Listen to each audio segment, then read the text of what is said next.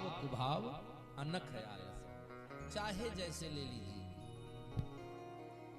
भक्ति भाव हनुमंत जप्यो, बैर भाव 10 शीस। भक्ति भाव से हनुमान जी ने जपा, क्या हुआ महाराज? नाम अमर हो गया। बैर भाव से रावण ने जपा, सीधे कहां पहुंच गया? बैकुंठ पहुंच गया।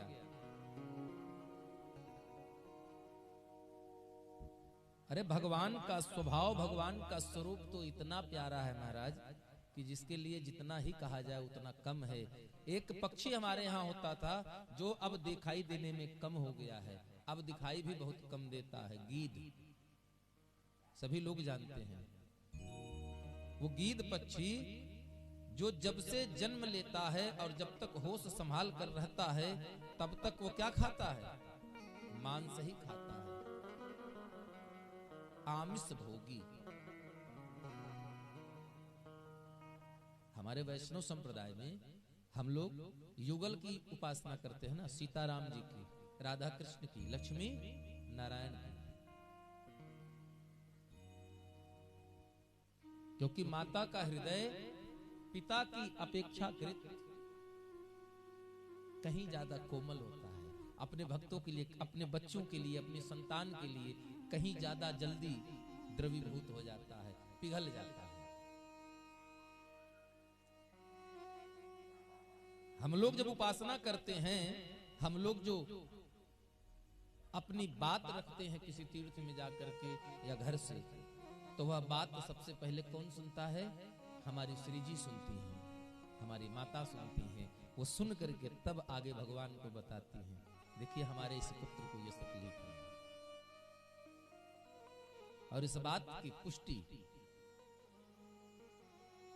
रामचरितमानस के सुंदरकांड में प्रसंग मिलता है। हालांकि जिस रामचरितमानस को हम पढ़ते हैं उस रामचरितमानस में इस बात का कहीं जिक्र तक नहीं है, लेकिन आप अन्यत्र ग्रंथों को पढ़ेंगे तो आपको मिलेगा कि जब राम काज को निमित्त बनाकर हनुमान जी महाराज 7 समुद्र पार करके चले गए, 100 योजन का समुद्र लांघ गए और अशोक वाटिका में माता जानकी से मुलाकात हुई। आप जरा सा उस भाव को समझिएगा महाराज। आज वो जानकी मैया हैं, जब हरण हुआ था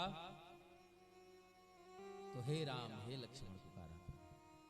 आज हनुमान जी माता जानकी से मिलने पुष्पवाटिका में पहुंचे महाराज, और मिलते ही हनुमान जी से परिचय हुआ। राम दूत में मातु जानकी, सत्य शपथ करुणा निधान की। मैया समझ गई इस एक चौपाई में, बल्कि ये कह लीजिए कि एक चौपाई के आगे भाग में जो एक शब्द आया, करुणा निधान की, सत्य शपथ करुणा निधान की, मैया समझ गई कि ये हमारे स्वामी का ही दूत है। क्योंकि यह नाम एक तो जानकी मैया जानती थी, दूसरी पार्वती मैया जानती थी, क्योंकि उन्होंने ही वरदान दिया था। करुणा निधान सुजान शील स्नेह जानत राव, यह वरदान पुष्पवाटिका फुलवाई में दिया था। बाकी किसी को यह नाम नहीं पता। और जिस समय जानकी मैया हनुमान जी से पूर्ण परिचित हो गई हैं, तो जानकी मैया ने राम जी का खबर पहले नहीं पूछा है, लक्ष्मण के बारे में पहले नहीं पूछा है। पहला संदेश अगर किसी का पूछा, पहला खबर किसी की ली है जानकी मैया ने महाराज।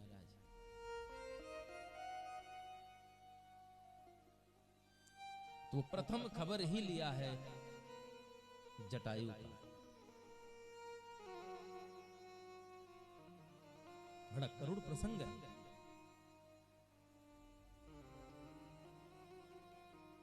कहु कपि केहि विधि तात जटायु। गोस्वामी जी कवितावली में लिखते हैं कि जानकी मैया ने हनुमान जी से पहला प्रश्न यही किया है, कहु कपि केहि विधि तात जटायु। हे हनुमान जी, आप हमें बताइए कि हमारे जटायु जी कैसे हैं। हनुमान जी को बड़ा आश्चर्य हुआ कि हमारे स्वामी के बारे में नहीं पूछा, हमारे लक्ष्मण भैया के बारे में नहीं पूछा, और किसी के बारे में नहीं पूछा। जानकी मैया ने पूछा भी तो उस जटायु पक्षी के बारे में पूछा जो आमिष भोगी है, मांस खाता है।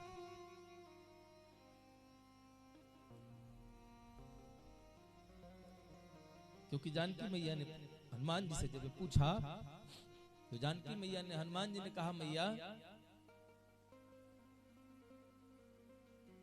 आप जटायु के बारे में पूछ रही हैं, हमारे स्वामी के बारे में नहीं पूछा। तो मैया कहती हैं कि जिस समय वह दुष्ट हमें लेकर जा रहा था, घायल भय दुष्ट के करते, हमारी रक्षा करने में जटायु उस दुष्ट के हाथ से घायल हो गए। तब ते सुध नहीं पाई, कहो कपि कह भी तात जटायु। तब से कोई सूचना हमको नहीं मिली किस दशा में जटायु। महाराज हनुमान जी कहते हैं, माता गीध परम बड़ भागी। वो गीध बहुत भाग्यशाली है। जिन भगवान का नाम लेकर के संत महात्मा उम्र बिता दिए महाराज कंदराओं में बैठ करके, लेकिन भगवान के दर्शन नसीब नहीं हुए। आज उस गीध को हमारे सरकार गोद में लेकर,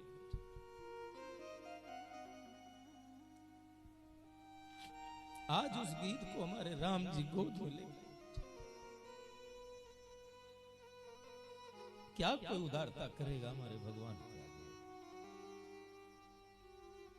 हनुमान जी कहते हैं, माता गीध परम बड़ भागी। राम काज हित निरत निरंतर, अपनो जीवन त्यागी। माता गीध परम बड़ भागी। बड़ा भाग्यशाली वो गीध है जो राम काज में लग करके अपने प्राण त्याग दिया। मैया सीता जी बहुत रोती हैं। गोस्वामी जी कहते हैं कि इतना विलाप तो जानकी मैया ने जब जनकपुरी से विदा होकर चली है तब भी नहीं किया था।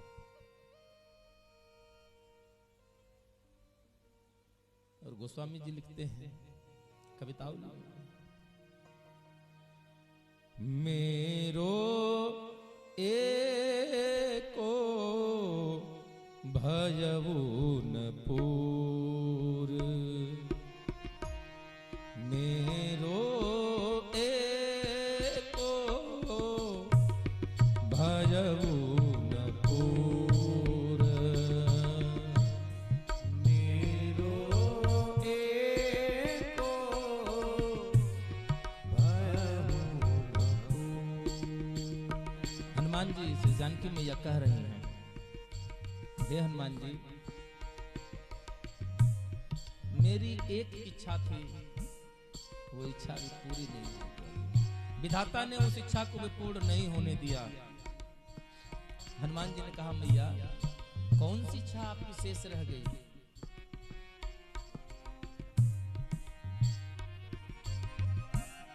सूरचंदन पर उन्हीं चढ़ाई के, सूरचंदन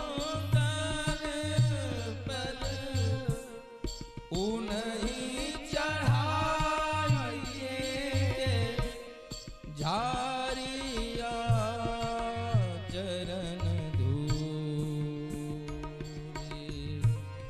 मेरो एको भयउ न पूर,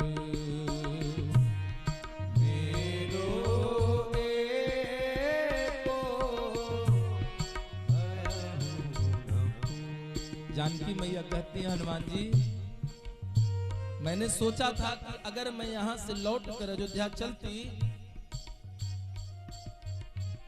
तो राम जी से कहती, सूर चंदन पर उन्हें चढ़ाई के। सूर चंदन कहते हैं स्वर्ग का सिंहासन। स्वर्ग का जो सिंहासन है उसका 1/2 आधे की हिस्सेदारी रघुवंश की है। बोली स्वर्ग के सिंहासन पर जटायु को बैठाती और झारी आंचल धूल अपने आंचल से उनके धूल झारती मैं और सिंहासन बैठारी गीत को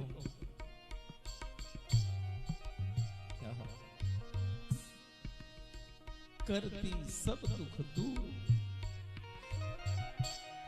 मैं जटायु के जीवन के समस्त दुखों को दूर कर देती हूं।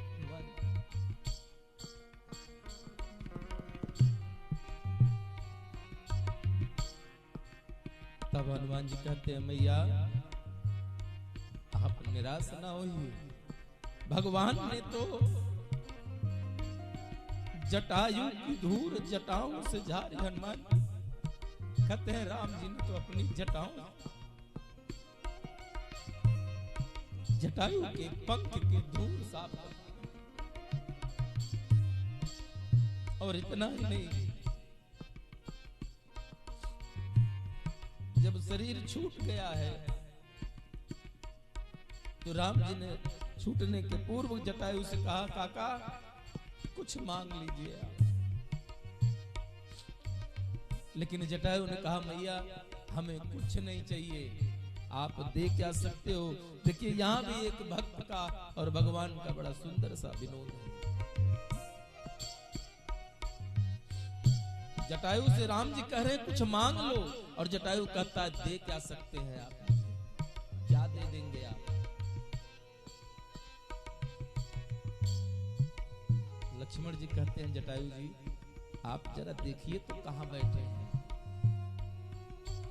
सर्वेश्वर की गोद में बैठे हैं, जिनके लिए आपको देने के लिए कुछ भी ऐसा नहीं है जो नहीं दे सकते। फिर जटायु जी प्राण शरीर से निकलने वाला है, लेकिन जटायु जी मुस्कुरा कर कहते हैं लक्ष्मण भैया आप ध्यान से देखिए मैं कहां हूं। बोले आप राम जी की गोद में हैं। बोले पिता की गोद में पुत्र होता है, और जो कुछ पिता का होता है वो पुत्र का होता है। आपके पास रहा क्या जो आप हमें दे सकते हैं। और दूसरी बात राम जी ने कहा कि जटायु काका अचल करहूं रतन राखूं, प्राणा अगर कहो तो मैं आपको जीवन दे देता हूं। लेकिन जटायु ने कहा महाराज जीवन दीजिए तो एक शर्त पर कि आप हमें वचन दीजिए कि मेरा अंत आएगा तो आप फिर मेरे सामने होंगे।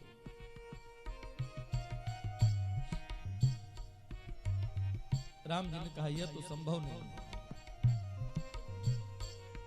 तो भगवान लक्ष्मण जी जब शरीर छूट गया है, राम जी की गोद में जटायु का शरीर छूटा है महाराज, तब हनुमान जी ने इसीलिए तो कहा माता गीत परम बड़ भाग। और राम जी के हाथ में शरीर छूट गया। राम जी लक्ष्मण से कहते हैं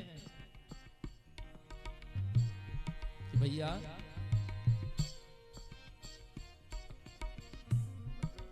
पितु की तो क्रिया न संभली हमसे, तात जटायु की क्रिया ही कर ले। हे लक्ष्मण हमको यह सौभाग्य नसीब तो नहीं हुआ, हमारा सब दुर्भाग्य था कि हम अपने पिता चक्रवर्ती महाराज दशरथ को मुखाग्नि नहीं दे पाए। लेकिन आज यह सुअवसर फिर विधाता ने दिया है। आइए हम लोग तात जटायु की अंतिम क्रिया कर लें। और राम जी अपने हाथ से सुंदर चिता बना करके जटायु को उस पर लिटा करके मुखाग्नि देते हैं महाराज। तब लिखा है गीत देह तज धरि हरि रूपा। तब गीत अपने शरीर को छोड़ करके भगवान के जैसा चतुर्भुज स्वरूप बना करके गीत वैकुंठ किया। और जब जाने लगा तो राम ने कहा काका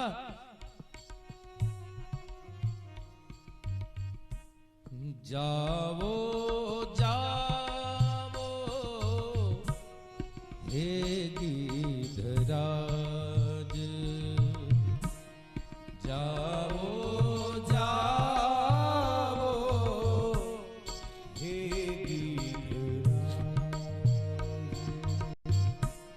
जाओगे मेरे धाम को तुम,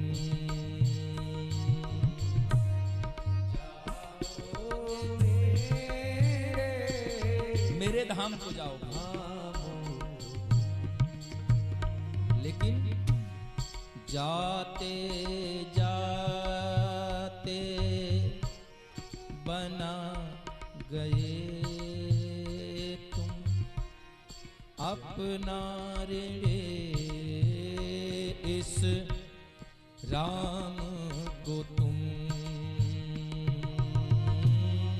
जाते जाते बना गए हो अपना ऋण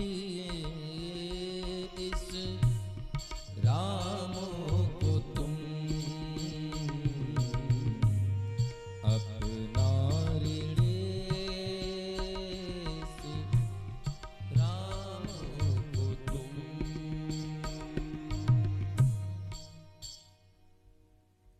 भगवान कहते हैं कि हे गिरिराज जाइए, आप सीधे हमारे धाम को जाएंगे, वैकुंठ को जाएंगे। लेकिन जो इस सृष्टि में कोई नहीं कर सका वो आपने कर दिया। क्या कर दिया? आपने इस राम को अपना कर्जदार बना दिया। महाराज, कौन इतना दयालु है? कौन करता है? रीझे पे लंक दई खीझे बैकुंठ, रावण पर नाराज हो गए, क्रोध आ गया तो रावण को बैकुंठ भेज दिया। विभीषण से खुश हो गए हमारे भगवान, तो विभीषण को लंका का राजा बना दिया।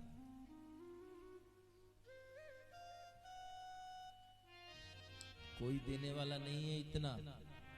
और ऐसा नहीं है कि भगवान इस कलयुग में नहीं है, भगवान इस कलयुग में प्रभाव नहीं है भगवान का, भगवान इस कलयुग में मृतलोक में नहीं है।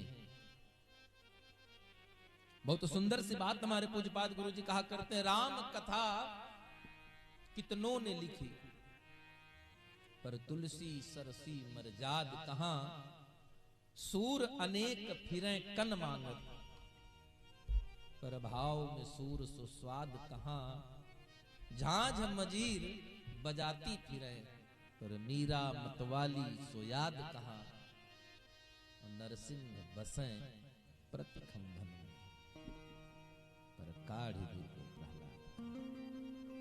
प्रहलाद आप बनिए, भगवान नहीं मिले, कहीं दूर जाने की नहीं। आइए हम सभी लोग भगवान की कथा में प्रवेश करें। इसके पूर्व भगवान की एक भाव से हम लोग भगवान श्री कृष्ण को याद करेंगे और उनसे कहेंगे, हे प्रभु, ये जो जीवन है ये किसी और के लिए नहीं, आपसे मिला है।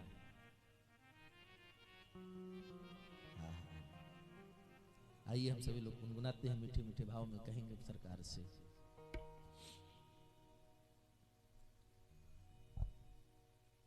हे प्रभु,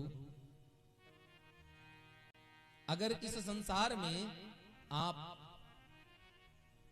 अगर आप हमारी बात नहीं मानेंगे, आप हमको नहीं समझेंगे, आप हमारी इच्छाओं की पूर्ति नहीं करेंगे, तो हमें इस दुनिया में कौन जानता है? हमें कौन हमारे बारे में है? कौन हमें सोचेगा? कौन हमें आप जैसी कृपा करेगा? क्योंकि कहते हैं ममता के प्यासों को मिला प्यार कहां होता, अगर मां ही नहीं होती तो संसार कहां होता। भगवान की कृपा। आइए बड़े सुंदर भाव में हम सभी लोग चलते हैं परमात्मा के पास।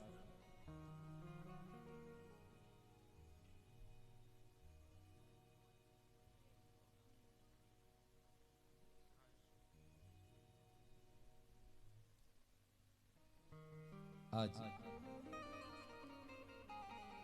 इतना सुंदर सा अवसर हम लोगों को मिला है तो भगवान की कृपा से मिला है। और सभी लोग हमारे साथ कहेंगे कि प्रभु हमारे जीवन की और कोई इच्छा नहीं है, अब कछु नाथ न चाही मोरे। बस चाहिए क्या? दीन दयाल अनुग्रह तोरे। बस आपकी कृपा चाहिए। और कृपा में क्या?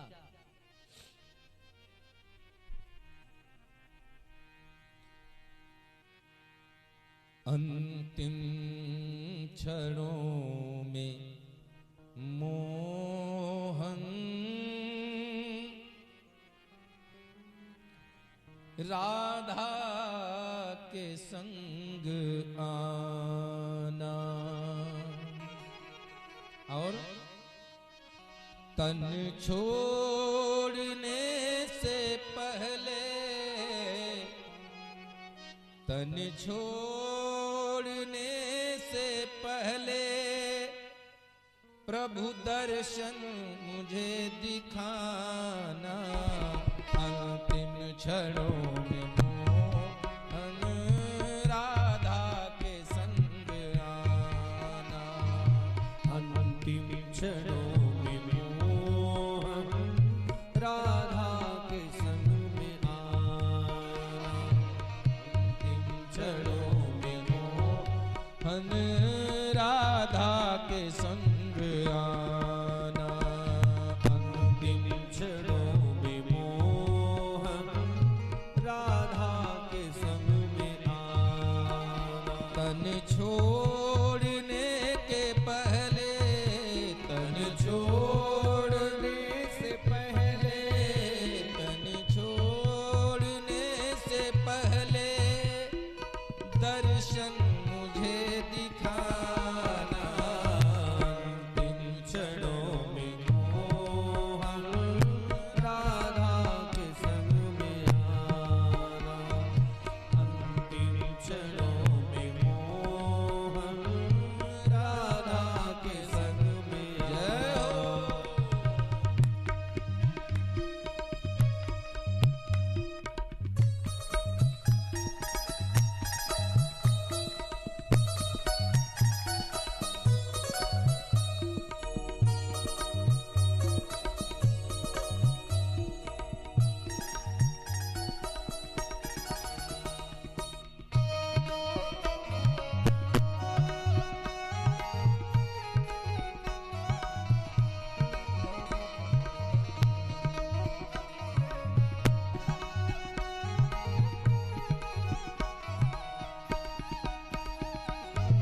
नैनों में छवि हो तेरी, होठों पे नाम तेरा,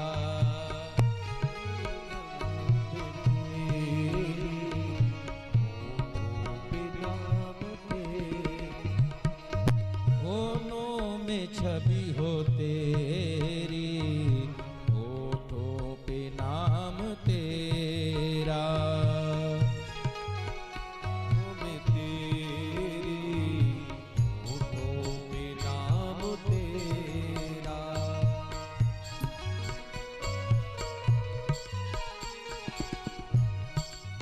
मुरली गूंजे कानों में, मुरली गूंजे कानों में, मुरली गूंजे जब आए अंत मेरा, अंतिम क्षणों में मोहन राधा के संग आना, अंतिम क्षणों में मोहन राधा के संग में आना, अंतिम क्षणों में मोहन राधा के संग में हरि बोल।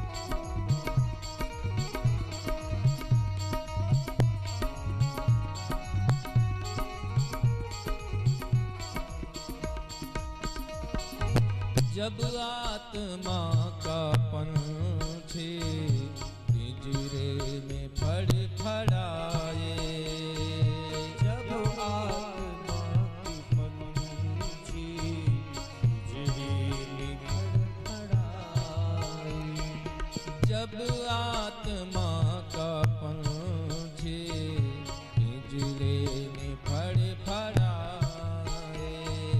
जब आत्मा की पंछी पिंजरे में फड़फड़ाए,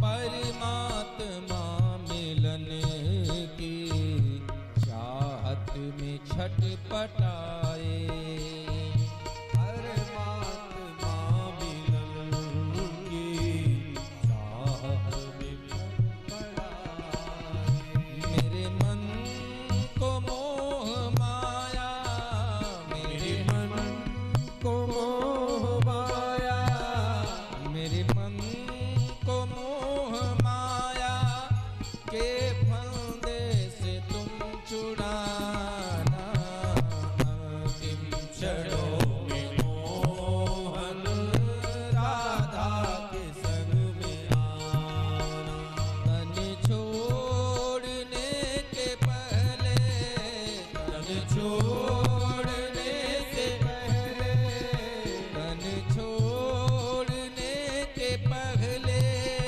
प्रभु दर्शन मुझे दिखाना, अंतिम क्षणों में मोहन राधा के संग में आना, अंतिम क्षणों में मोहन राधा के संग में श्री राधे।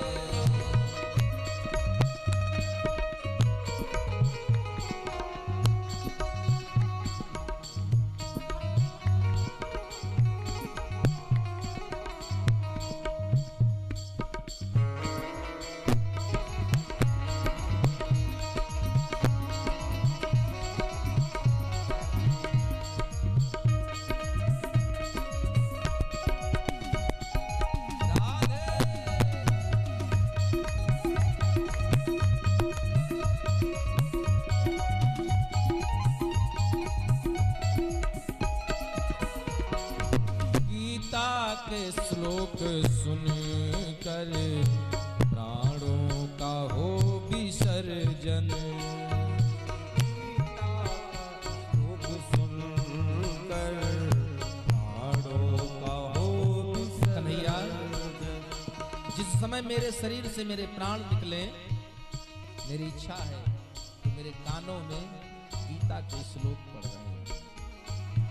गीता के श्लोक सुन कर प्राणों का हो विसर्जन, गीता का श्लोक सुनकर प्राणों का हो विसर्जन, तुलसी की मंजरी से अंतिम घड़ी सुगम हो,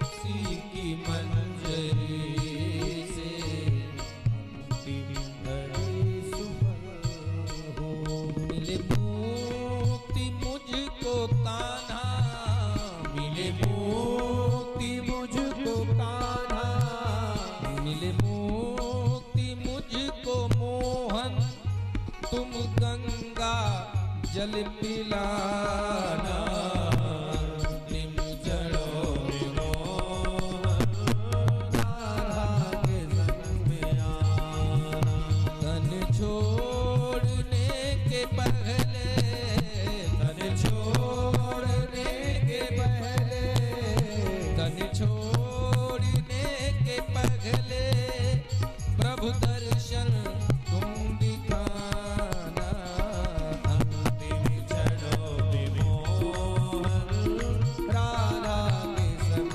में आना, अंतिम क्षणों में मोहन राधा के संग में और कहिए भगवान से, कन्हैया मुझे बांधने को मोहन, बांधने को मोहन, हे कन्हैया जब मेरा शरीर निकले तो मेरे शरीर से मेरे जीव को बांधने के लिए यमदूत ना आए सरकार। मुझे बांधने को मोहन यमदूत ना पधारे, मुझे बांधने को मोहन यमदूत ना पधारे। और ये कब संभव होगा कन्हैया?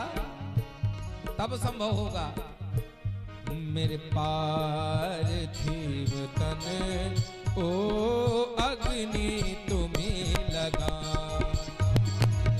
पार्थिव तन ओ अग्नि तुम्हें लगा। तन छोड़ने के पहले, तन छोड़ने के पहले, तन छोड़ने के पहले प्रभु दर्शन मुझे दिखाना।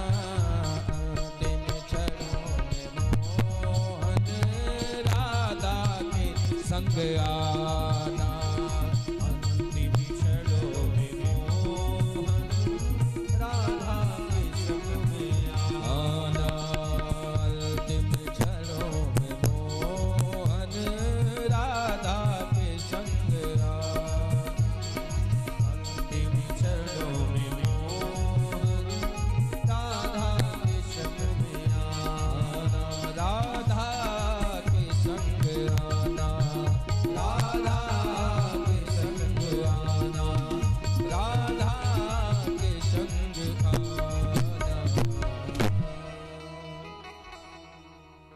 मेरी आखिरी इच्छा यही है प्रभु, मेरे पार्थिव तन को अग्नि तुम्हें लगाना, अंतिम समय में मोहन राधा के संग आना।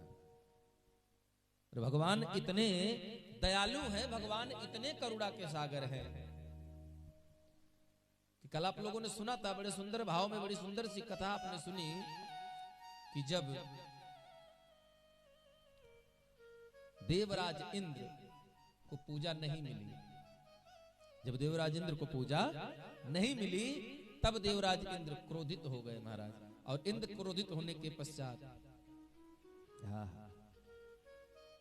अपने प्रलय काल के बादल हैं, सवर्तक आदि नाम है, उन प्रलय काल के बादलों को छोड़ दिया और कहा जा करके गोकुल पर भयंकर वर्षा करो। और आज कन्हैया के नगर गोकुल पर सुंदर वर्षा हो रही है महाराज। और सब लोग गोपा गोप्यश्च सीतार्ता गोविंदम शरणं ययुः। सब लोग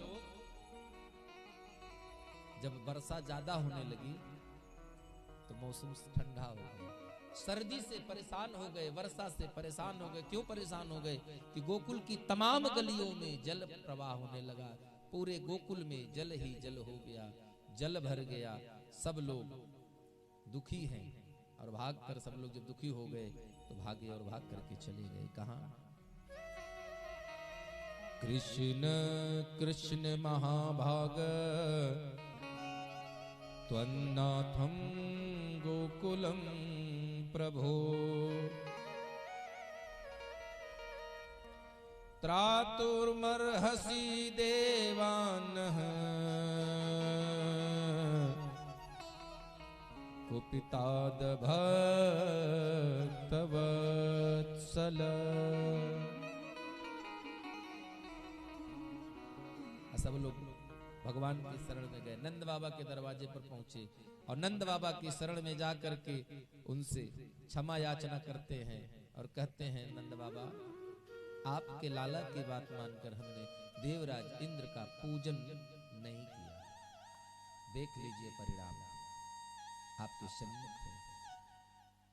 आज इतनी भयंकर वर्षा हो रही है, एक दिन, 2 दिन, 3 दिन, कितने दिन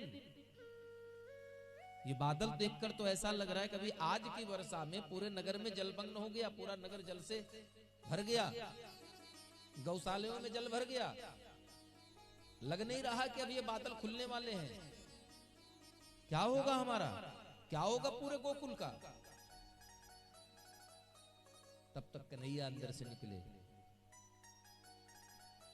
बोलो लाला, तुम्हारे कहने पर हम सब ने, तुम्हारे कहने पर, एकमात्र तुम्हारे कहने पर, तुम्हारी इच्छा की पूर्ति के लिए हम सब ने पूजन रोक दिया इंद्र का, और परिणाम सामने है। कौन रक्षा करेगा इंद्र के कोप से हमारी? तो भगवान श्री कृष्ण ने कहा कि काका परेशान मत होइए। अरे आपने जिनकी पूजा करी है, आपकी रक्षा भी कौन करेगा? जिनकी पूजा करी आपकी रक्षा भी वही करेगा। क्यों? हमें चिंता नहीं उनकी, उन्हें चिंता हमारी है। हमारी नाम के रक्षक सुदर्शन चक्रधारी हैं। हमारी नौका की रक्षा कौन कर रहा है? हमारे सरकार कर रहे हैं, हमारे ठाकुर जी करते हैं। और जब हमारी चिंता करने के लिए हमारे सरकार बैठे हैं, तो हमें अन्य किसी की चिंता करने से क्या फर्क पड़ता है? क्या प्रभाव हमारे लिए है? ये क्या फर्क पड़ता है ना? अब चाहे माँ रूठे या बाबा, यार अब मैंने माँ पकड़ ली है, ठाकुर मैंने तेरी माँ पकड़ लिया, दुनिया छूट जाए तो छूट जाए, कोई प्रभाव नहीं, कोई फर्क नहीं, क्योंकि सच्चा प्रीत तो यही है। और कन्हैया सरकार के कहने पर सब लोग लेकर के चले गए। सब कहां? गोवर्धन जी के पास। बोले जिसकी पूजा किया है वही तुम्हारी रक्षा करेगा। और चलो सब लोग,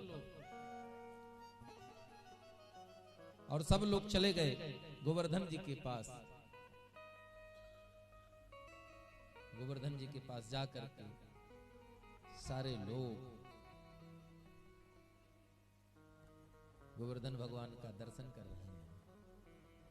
और कन्हैया ने कहा कि आंख बंद करो, हाथ जोड़ो, हाथ जोड़ करके नेत्र बंद करो, और नेत्र बंद करके गोवर्धन जी का ध्यान करिए। और सबने जब नेत्र बंद किया, सबने जैसे नेत्र बंद किया, सुखदेव जी कहते हैं कि परीक्षित जी, इत्युक्त्वयि केन हस्तेन कृत्वा गोवर्धनाचलम्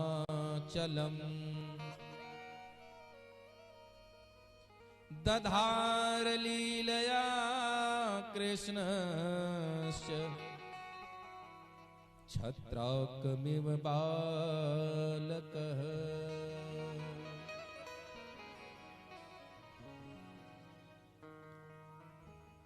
भगवान श्री कृष्ण ने जब सबने नेत्र बंद कर लिया, तो देखते ही देखते भगवान श्री कृष्ण ने नेत्र झपकते ही, पलक झपकते ही गोवर्धन पर्वत को ऐसे उठा लिया मानो खेल खेल में, पूरा कोई बच्चा खेल खेल में छतरी उठा ले सर पे, ऐसे ही भगवान श्री कृष्ण ने पूरा गोवर्धन ही उठा लिया। लेकिन किसी को कुछ समझ में नहीं आया। और जब सबने नेत्र खोला, जब सबने नेत्र खोला, तो सेम देखते क्या है कि कन्हैया गोवर्धन पर्वत को उठाए लिए बैठे।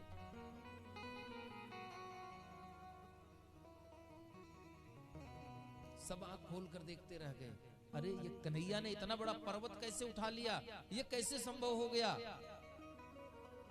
लेकिन किसी की बात समझ में कुछ नहीं आई। और जब कहीं कुछ बात समझ में नहीं आई तो सबने छोड़ दिया, बोले ठीक है। एक बात आपको बताएं, हम लोगों को भी जीवन में यही सब करना चाहिए कि जब हमें अपने जीवन की समस्या का समाधान ना मिले, जब हमें अपने जीवन में रास्ता ना मिले, तो हमें भगवान की शरण में जाना चाहिए। छोड़ दो और सौंप दिया जब जीवन का सब भार, तुम्हारे हाथों में है जीत, तुम्हारे हाथों में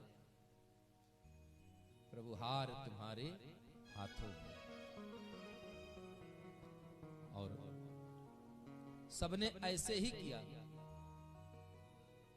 तब भगवान श्री कृष्ण की लीला, एक दिन दो दिन नहीं उठाए रखे, भगवान 7 दिन गोवर्धन पर्वत को उठाए रखा। 7 दिन गोवर्धन पर्वत, एक छोटा सा बालक है। अब आप विचार करिए, 7 वर्ष का बालक 7 कोस का गोवर्धन और 7 दिन उठाए रखे। सबको बड़ी चिंता हुई। एक दिन हो गया, सबको बड़ी चिंता हुई। जसोदा चिल्लाई, अरे बालको, मेरा नन्हा सा कन्हैया इतना कोमल है, वो इतना बड़ा पहाड़ उठा के रखा है, और तुम लोग क्या कर रहे हो खड़े होकर के? थोड़ी मदद करो। तो सबने अपना अपना बांस बल्ली जिसके हाथ में जो लगा सब लगाए खड़े हैं महाराज कि कन्हैया चिंता मत करो, हम भी हैं। शाम हो गई। दूसरे दिन सबने कहा, कन्हैया तू थक गया होगा, ऐसा कर तू थोड़ी देर आराम कर ले। लेकिन कन्हैया कहते हैं, नहीं भैया हम ठीक हैं। ग्वाल बाल कहते हैं, लगता है तुझे यह भ्रम है कि इस पहाड़ को तुमने अकेले उठा रखा है, तू हाथ हटाएगा तो गिर जाएगा। डर मत, हम लोग इतने लोग हैं, सबने मिलकर उठाया है। अगर तू एक अकेला अपना हाथ हटा भी लेगा तो कोई बहुत प्रभाव नहीं पड़ेगा। भगवान ने कहा, भैया जैसी आपकी इच्छा। और भगवान ने अपना हाथ थोड़ा सा हिलाया, थोड़ा सा वजन सब पर डाला, तो सबकी लाठी चट चटपट टूटने लगी। महाराज चिल्लाए बड़ी जोर, कन्हैया पकड़ो पकड़ो पकड़ो पकड़ो, बचाओ बचाओ। कन्हैया सरकार ने फिर अपनी छोटी उंगली लगा दिया, पूरा उठाए रखे। 7 दिन और के पश्चात इंद्र जब थक गए तो सबने कन्हैया से पूछा, लगता है ये कोई साधारण बालक नहीं है। यशोदा ने कहा, अरे नहीं नहीं, ये मेरा ही लाला है, इतना माखन मिश्री खाया है इसलिए उठा लिया। तुम लोग इसको जबरदस्ती का भगवान बनाए डाल रहे हैं। किसी ने कन्हैया से पूछा, कन्हैया ये इतना बड़ा पहाड़ तुमने कैसे अकेले उठा लिया, हम लोग देख भी नहीं पाए।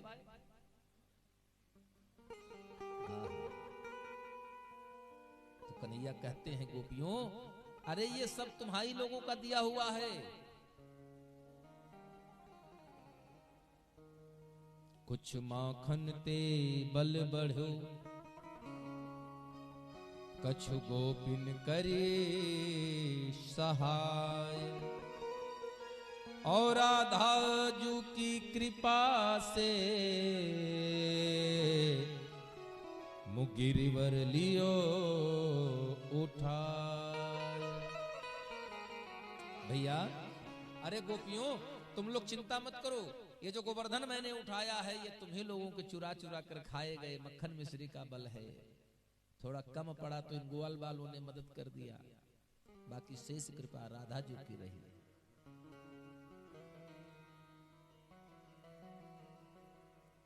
दुनिया में जिसका पति अगर मास्टर है और पत्नी अंगूठा छाप, तो बिना पढ़े वो मास्टराइन हो जाती है। हो जाती है कि नहीं हो जाती है? डॉक्टर तो, लेकिन अगर चपरासी है तब पदवी कौनो नहीं लेता ना। हम आज तक नहीं सुने चपरासी चपरासिनों को ही हो। हाँ, दरोगा है तो दरोगाइन हो गई, लेकिन एक वृंदावन धाम ऐसा है जहां हमारे राधा रानी के नाते हमारे कन्हैया ठाकुर कहे जाते हैं, क्योंकि वहां की ठकुरानी राधा रानी है, उनके नाते हमारे कन्हैया वहां के ठाकुर कहे जाते हैं। बोले वृंदावन बिहारी लाल की।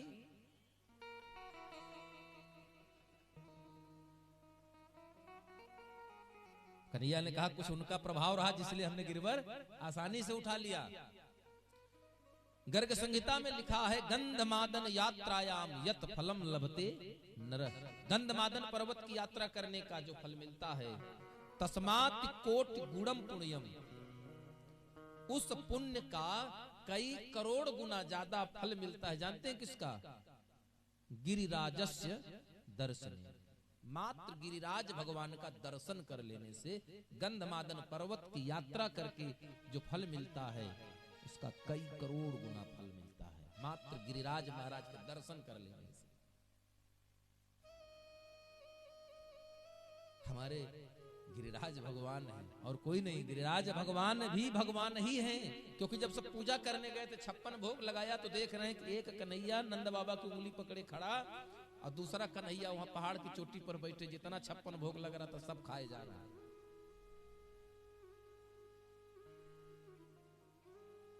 तो भगवान बड़ी विचित्र लीला है। वर्षा से 7 दिन बाद वर्षा रुक गई, इंद्र थक गया जब, तो दौड़ कर आया भगवान के पास।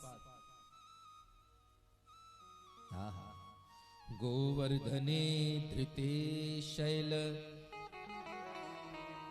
आसाराद रक्षिते ब्रज, गोलोकदात ब्रजत कृष्णम शूरभीः शक्र एवच।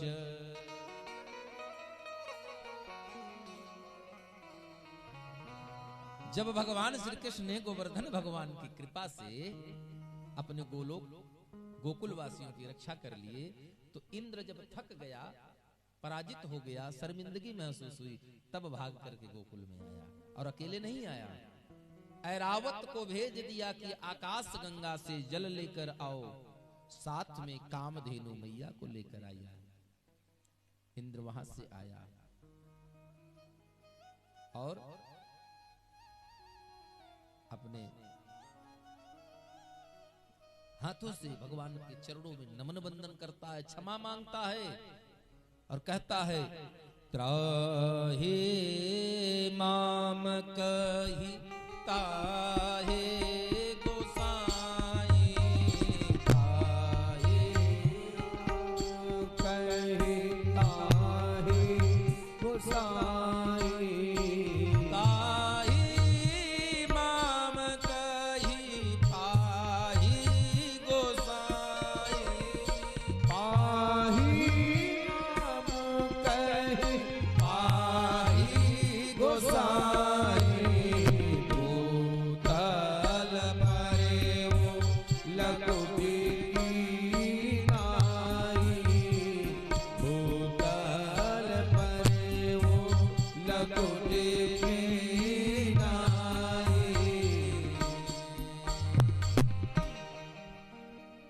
लेट गया महाराज, क्षमा सरकार, त्राय माम, मैं आपकी शरणागति में हूं। भगवान ने कहा ठीक है, उठो, बताओ क्यों आए अब? बोले महाराज अब स्वभाव देखना चाहता हूं। स्वभाव देखना चाहता हूं? बोले हाँ। तो बोले पहले क्या कर रहे थे? बोले महाराज पहले प्रभाव देखना था। पहले क्या देखना था? प्रभाव देखना था। तो देख लिया प्रभाव? हाँ देख लिया। क्या देखा? अतुलित बल, अतुलित प्रभुताई। क्या देखा? अतुलित बल और अतुलित प्रभुताई, कोई तुलना नहीं है। कितना बल देखा? शेष सहस सत सकहि न गाई, कोई बखान नहीं कर सकता। तो अब क्या देखने आए हैं? महाराज स्वभाव देखने आया। क्या स्वभाव? भगवान ने क्षमा किया, समझाया बुझाया और किसी ने इंद्र से पूछा, अब बाहर जाओगे तो लोगों को क्या बताओगे, क्या स्वभाव देखा, क्या सीख मिली? तो इंद्र ने कहा, मैं बाहर जाऊंगा तो यही कहूंगा, है करामात क्या उनके चरणों की रज में,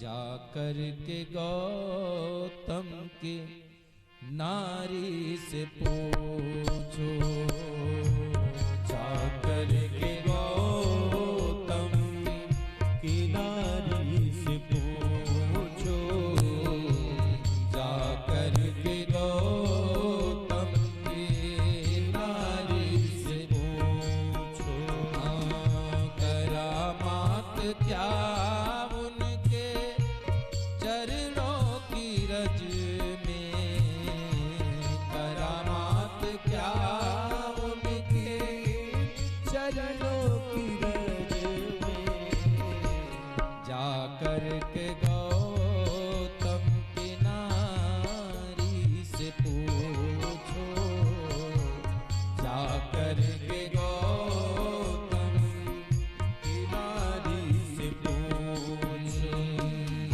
भरे इनकी आँखों में है कितनी करोड़ा, भरी इनकी आँखों में है कितनी करोड़ा, जाकर सुदामा भिखारी से पूछो, जाकर सुदामा दुखारी से पूछो, जाकर सुदामा भिखारी से पूछो, हरि बोल।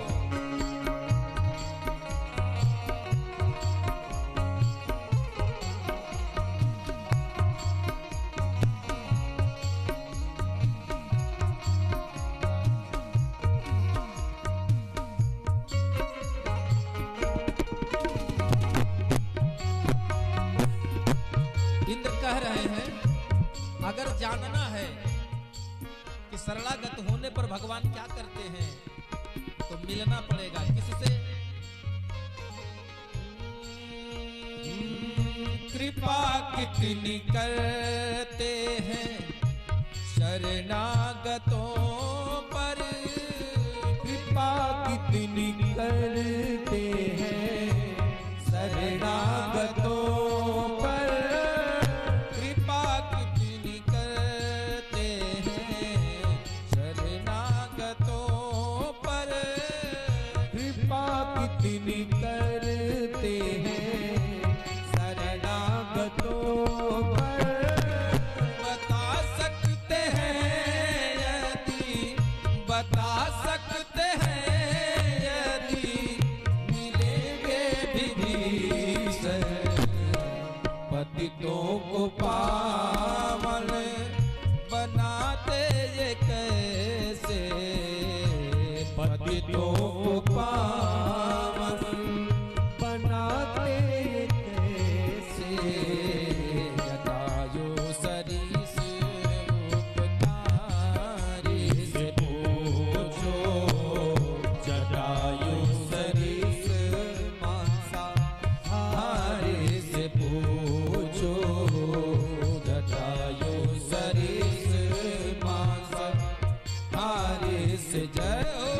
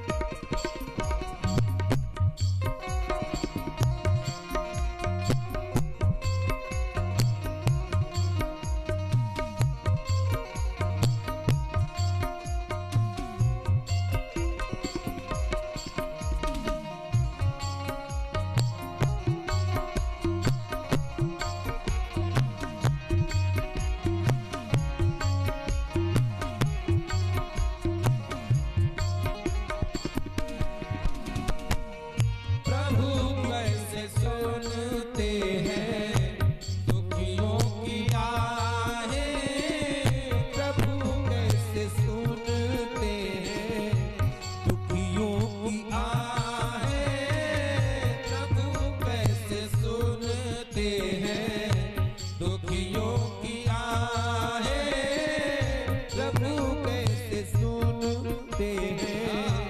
दुखियों की आहें तुम्हें ज्ञात हो राजा, तुम्हें ज्ञात हो राजा, बल की कहानी। निराधार का कौन आधार है जग में, निराधार का कौन आधार जग में। ये प्रश्न द्रुपद सुदुलारे से पूछो, ये प्रश्न द्रुपद दुलारे से पूछो। भरमात क्या इनकी चरणों की रज में, भरमात क्या इनकी चरणों की रज में। जाकर गौतम किनारे से पूछो, जाकर गौतम किनारे से पूछो।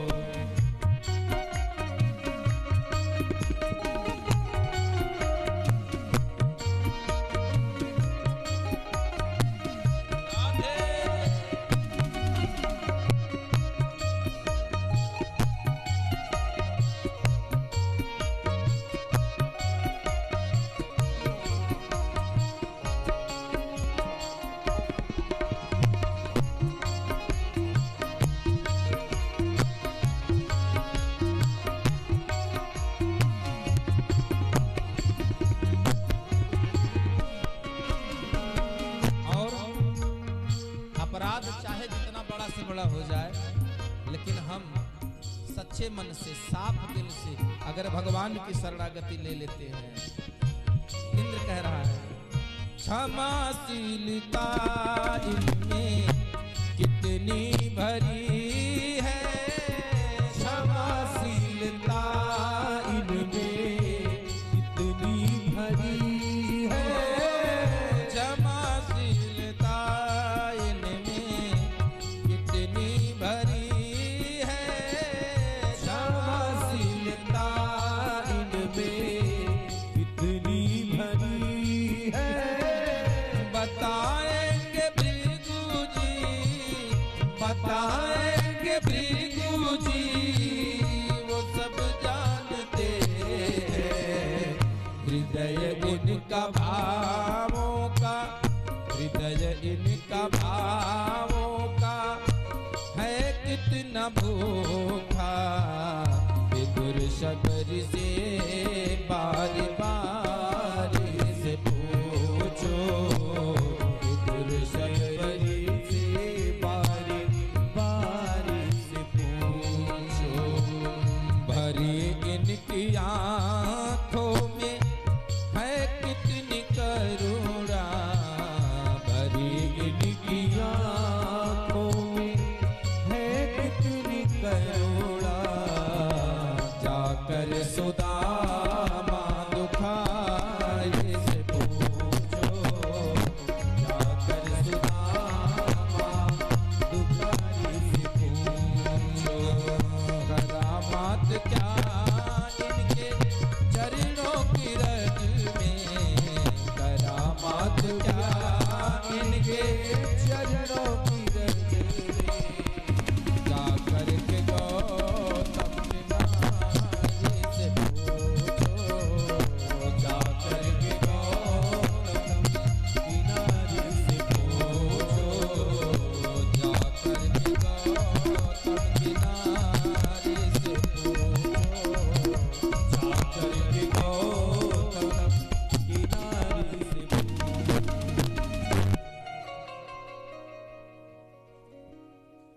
हृदय इनका भावों का है कितना भूखा। विदुर शबर से बारी बारी ये पूछो, विदुर शबरी से बारी बारी से पूछो। वृंदावन बिहारी लाल की, राधे रानी सरकार की। थोड़ा धीरे से बोलिए, राधे, और धीरे से, राधे, एक बार और राधे। हाँ, अब जोर से बोलिए तो, बोले राधे। हाँ, लगा कि कुछ दो चार लोग यहाँ बैठे हैं पंडाल में। हमारे आचार्य जी भी देखिए दूर से मंद मंद मुस्कुरा रहे हैं। तेरी मंद मंद मुस्कनिया पे बलिहार सांवरे है। इंद्र आज भगवान के शरण में आ गए और शरणागति लेने के पश्चात भगवान कहते हैं, इंद्र, देवताओं का राजा तुझे किसने बनाया? मैंने। किसके कृपा से वो पद मिला? मेरी कृपा से। आपको बताएं, इंद्र हम में से कोई बन सकता है। इस मृत्युलोक में 100 अश्वमेघ यज्ञ जिसने संपूर्ण कर लिया, भविष्य का इंद्र वही होता है। इंद्र कोई भगवान नहीं है, इंद्र देवता है, भगवान नहीं है। इंद्र अब अपने आप में शर्मिंदगी महसूस कर रहे हैं, हाथ जोड़कर कह रहे हैं भगवान से, प्रभु नमस्तुभ्यं भगवते पुरुषाय परमात्मने वासुदेवाय कृष्णाय शाश्वतां पतये नमः। हे प्रभु, आपकी माया का ब्रह्मादि पार पाते नहीं। यह सृष्टि एक भवसागर है, ऋषि मुनि भी गोते खाते हैं। हे दया निधान दया करिए, मैं अधम देह अभिमानी हूं, मैं सत्ता का अभिमानी हो गया। जग के पालक तुम, ब्रज के रक्षक, मैं हुआ सर्व से पानी। विद्यते हृदयम ग्रंथि छिंदते सर्व संथया, क्षीयन्ते चास्य कर्माणि तस्मिन् दृष्टे परावरे। मुंडकोपनिषद में दिया हुआ है कि भगवान का दर्शन, भगवान का सानिध्य जिसको मिल जाए, उसके हृदय की गांठ खुल जाती है, मन का विकार भग जाता है, नेत्रों में जो माया का पर्दा पड़ा है वो पर्दा दूर हो जाता है, जन्म जन्मांतर के कर्म का बंधन कट जाता है। आज इंद्र भगवान की स्तुति कर रहे हैं, प्रार्थना कर रहे हैं। इधर स्वर्गलोक से आकाश गंगा का लाया हुआ जो जल है वो ऐरावत अपने सूंड के माध्यम से भगवान श्री कृष्ण के ऊपर कहिए या गोवर्धन के ऊपर सुंदर जलाभिषेक कर रहे हैं। फिर कामधेनु मैया भगवान के ऊपर खड़ी हो गई हैं और अपने आप स्वतः उनके स्तनों से दूध की धारा फूट पड़ी है। भगवान का सुंदर दुग्धाभिषेक हुआ है और कामधेनु मैया प्रार्थना करते हैं कि आप न होते तो आज इन गौवंशों का क्या होता है। कृष्ण कृष्ण महायोगिन विश्वात्मन विश्वशं भव भवतालोकनाथेन शनाथा वयमच्युत।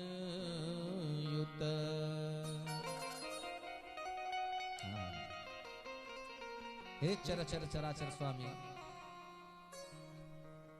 अपने भक्तों के रक्षक, अटल गौवंश के पालक भगवान श्री कृष्ण, हे नंद के नंदन, जसुदा नंदन, हे वासुदेव, हे गोवर्धनधारी, हे भक्त वत्सल, आज हम आपको अपना नाथ रूप में पा करके धन्य हो गए हैं। रामचरितमानस में 2 नाथ अनाथ थे और यहाँ अकेला इंद्र अनाथ था। हो सकता है कथाएं कम हो पाए। रामचरितमानस में 2 लोग अनाथ थे। पहला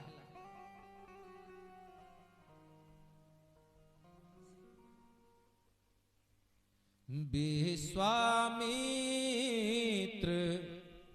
महामुनि ज्ञानी। विश्वामित्र महामुनि ज्ञानी, विघ्न पसाहि शुभ आश्रम जानी। पसाहि शुभ आश्रम। पहला विश्वामित्र। और आए जब राजा दशरथ के पास, कैसे सब जाने की अनाथ है, गोस्वामी जी कैसे जाने की अनाथ है।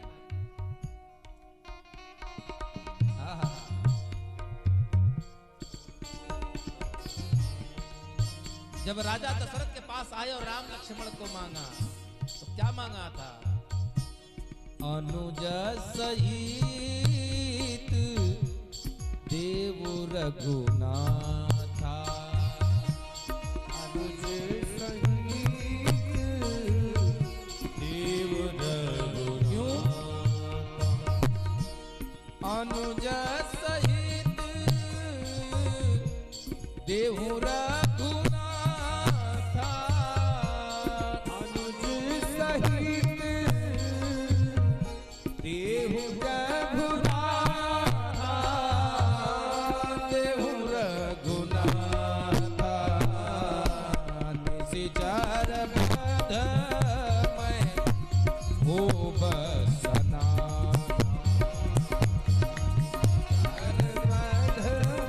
मैं हो बसना।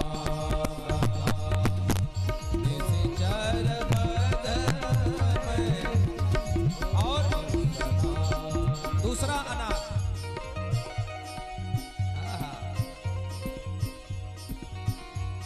मैं बैरी सुग्रीव पियारा। मैं बैरी सुग्रीव पियारा। कारण कवन नाथ मोहि मारा। कारण कवन नाथ मोहि मारा। नाथ मोहि मारा। मैं बैरी सुग्रीव पियारा। मैं बैरी सुग्रीव पियारा। सुग्रीव पियारा। सुग्रीव पियारा। रामचरितमानस में कितने लोग अनाथ थे? 2। एक विश्वामित्र और दूसरे बाली। बाली ने भगवान को नाथ माना। कारण कवन नाथ मोहि मारा। और इधर विश्वामित्र जी कह रहे हैं कि निश्चर बद मैं होब सनाथा। मेरा नाथ मुझे मिल गया। इतने नहीं कहा,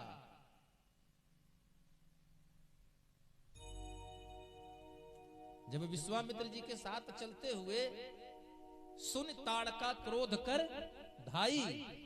दौड़ी ताड़का। तब भगवान ने क्या किया? एक ही बाण प्राण हर लीना। एक ही बाण में प्राण हर लिया महाराज। तब विश्वामित्र जी ने पहचान लिया।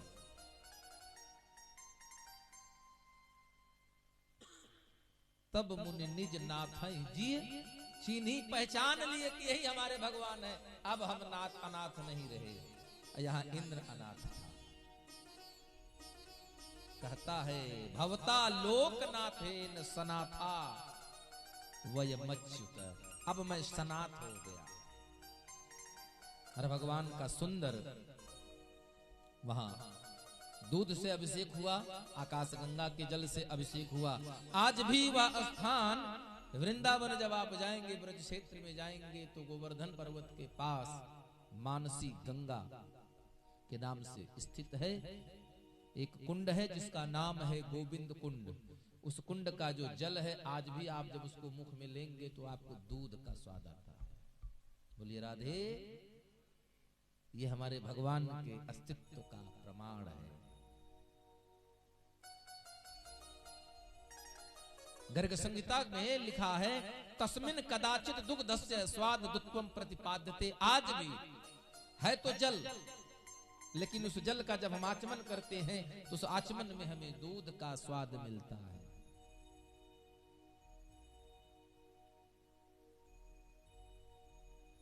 एक बार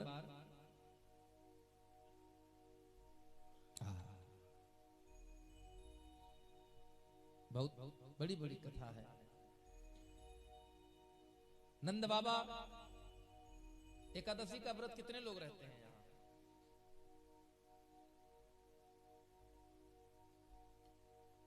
बस इस धरती पर मृत्युलोक में हाँ 2 संख्या और बढ़ गई।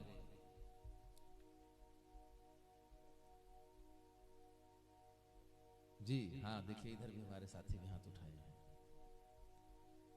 देखिए इस धरती पर हम आपको बता दें, भागवत कथा तो मरने के बाद मोक्ष देती ही देती है, लेकिन हमें अपनी मुक्ति का जीवित रहते उपाय कर लेना चाहिए। इस धरती पर विद्वान अमलात्मा विमलात्मा संत महात्मा एक उपाय जो बताते हैं वो ये है, जीवित रहते कौन कौन सा उपाय करना है। प्रथम उपाय 12 नाम महामंत्र का जप। दूसरा एकादशी का व्रत। तीसरा अकारण काशी में मृत्यु। अब ऐसा न हो कि देखा कि पिताजी मरे वाले हैं, 2-4 दिन में बंधन ले चलो काशी में बस जाइए होटल में कमरा लेके। नहीं, संयोग से सहज मुक्ति मिल जाएगी। और चौथा उपाय तो है जो जिंदे तो जिंदा मरने के बाद भी कल्याण करती है। बोलिए भागवत भगवान की, भागवत महापुराण की कथा। ये 4 ऐसे साधन बताए गए जो हमको इस मृत्युलोक से तार सकते हैं महाराज। आइए, और 12 नाम अक्षर मंत्र में कितने अक्षर हैं? 12, इसीलिए उसका नाम ही है 12 अक्षर। मनु जी ने इसी मंत्र का जप किया था, भगवान को पुत्र बनाकर पैदा कर दिया। 12 अक्षर मंत्र जपे वो सहित अनुराग, प्रेम सहित जपा और भगवान पर आ गए। तो आज आपको बताएं, जितने मंत्र, जिस मंत्र में कम से कम जितने अक्षर हो उतने ही बार उसका जप करना चाहिए, कम से कम। अगर समय नहीं है तो 12 अक्षर का एक माला आपको करना है। मान लीजिए एक माला करने का मतलब तो बहुत हो गया, हमारा समय नहीं है, कोई बात नहीं, आप 12 बार ही उसका जप करिए। आइए सभी लोग बड़े भाव से 2 बार इसी महामंत्र का जप करते हैं और सुंदर भगवान की रास लीला में प्रवेश पाएंगे। ओम नमो भगवते वासुदेवाय। ओम नमो भगवते वासुदेवाय। ओम नमो भगवते वासुदेवाय। ओम नमो भगवते वासुदेवाय। ओम नमो भगवते वासुदेवाय। ओम नमो भगवते वासुदेवाय।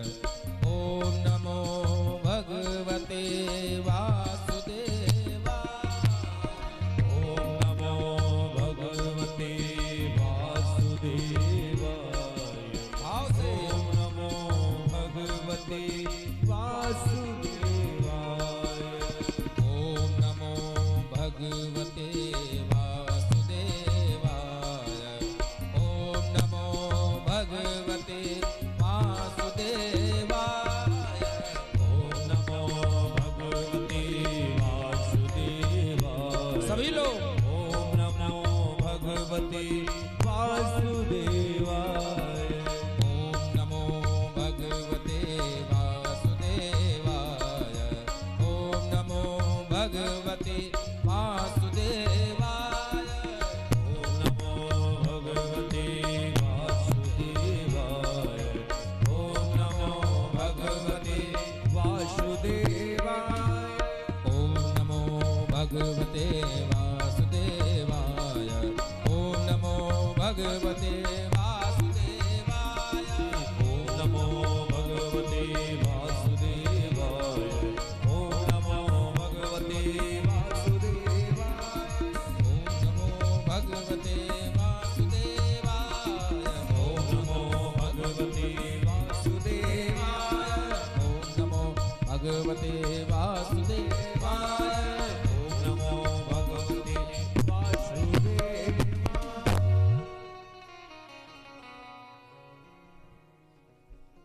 आपका कल्याण करे।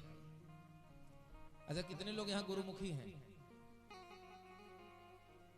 अब बताइए, झूठ मत उठाइएगा। गुरु मंत्र कितने लोगों ने लिया है? अब हाथ नीचे हो जाएंगे।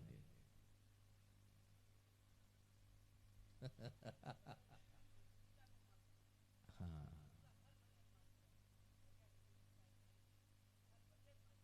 नहीं नहीं, देखिए माता जी, एक होता है नामदान। जैसे जो लोग इस कान से जुड़े हुए होंगे उनको एक नाम बता दिया जाता है, उस नाम का जप करते हैं। और एक होता है गुरुमुखी, जो गुरु बोलता है और केवल शिष्य सुनता है, जो आपको गुरुजी कंठी पहनाएंगे। हाँ, अभी आपने गुरु नहीं बनाया, दीक्षा नहीं किया होगा ना।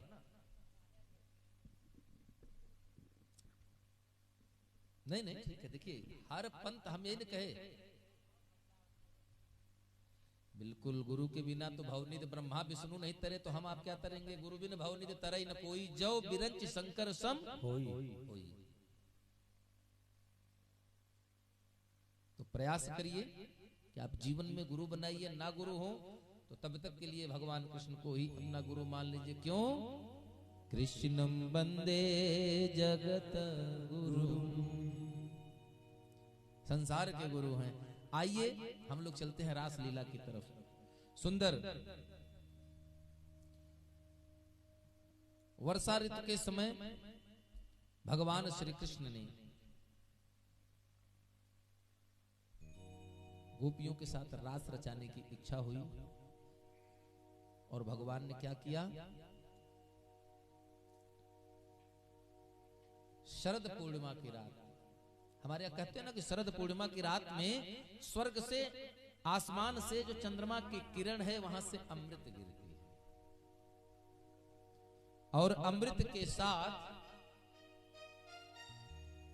भगवान ने सोचा कि क्यों ना थोड़ा सा प्रेमामृत छलकाया जाए, और भगवान ने गोपियों पर कृपा करी।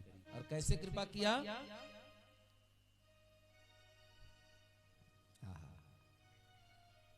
भगवान ने तुरंत अपनी बंसी बजाना शुरू किया, और जो भगवान ने बंसी की मधुर तान छेड़ी महाराज, बाजी भागी बाजी घर छोड़ बाजी, बाजी मारग भुलाई बाजी व्याकुल आंगन। भगवान की बंसी बजी तो जो जहां थी वहीं से भूल गई। कोई आंगन में झाड़ू लगा रही थी, भूल गई। कोई पति को रोटी परोस चुकी है, सब्जी दे रही है, भूल गई।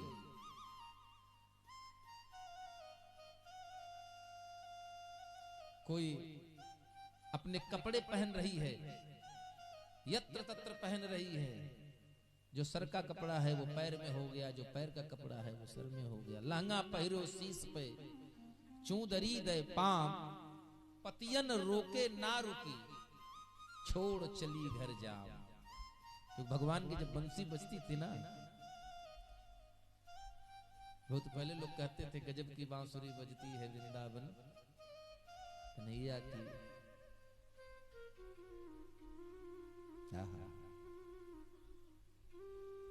और भगवान की ऐसी लीला, काजल आंख में लगाना है, होठों तक काजल हो गया, बिंदी माथे पर होनी चाहिए तो नाक पर हो गई, किसी के गाल पर हो गई, यत्र तत्र कपड़े हो गए, चुंदरी पैर में लपेट लिया, लहंगा पैर में पहनना है तो लहंगे को सर में लपेट लिया चुंदरी की जगह, और सब भागते दौड़ते पहुंची। और जब सब पहुंची तो भगवान ने उनका स्वागत किया। स्वागतं वो महाभागा प्रियं की करवाणिव ब्रजश्यानामयं कश्चिद् ब्रूतागमन कारणम्।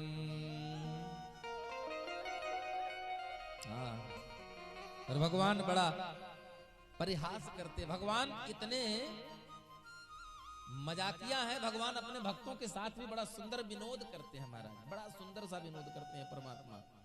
और भगवान कह रहे हैं, बोले लखी ब्रजराज तुम कियो नरक को काम। अरे गोपियों का तुम्हारी बुद्धि घास चरने गई है। रात की मध्य बेला में, आधी रात में, सुनसान जंगल में अकेले तुम अस्त व्यस्त कपड़ों में चली आई हो। सास ससुर पति मातु पितु किसी का लाज भय नहीं रहा। तज आई यही ठाम, सब शर्म बेच खाई हो क्या? जो बिना सब कुछ किए इस तरह अधरात में यहां भाग कर चली आई।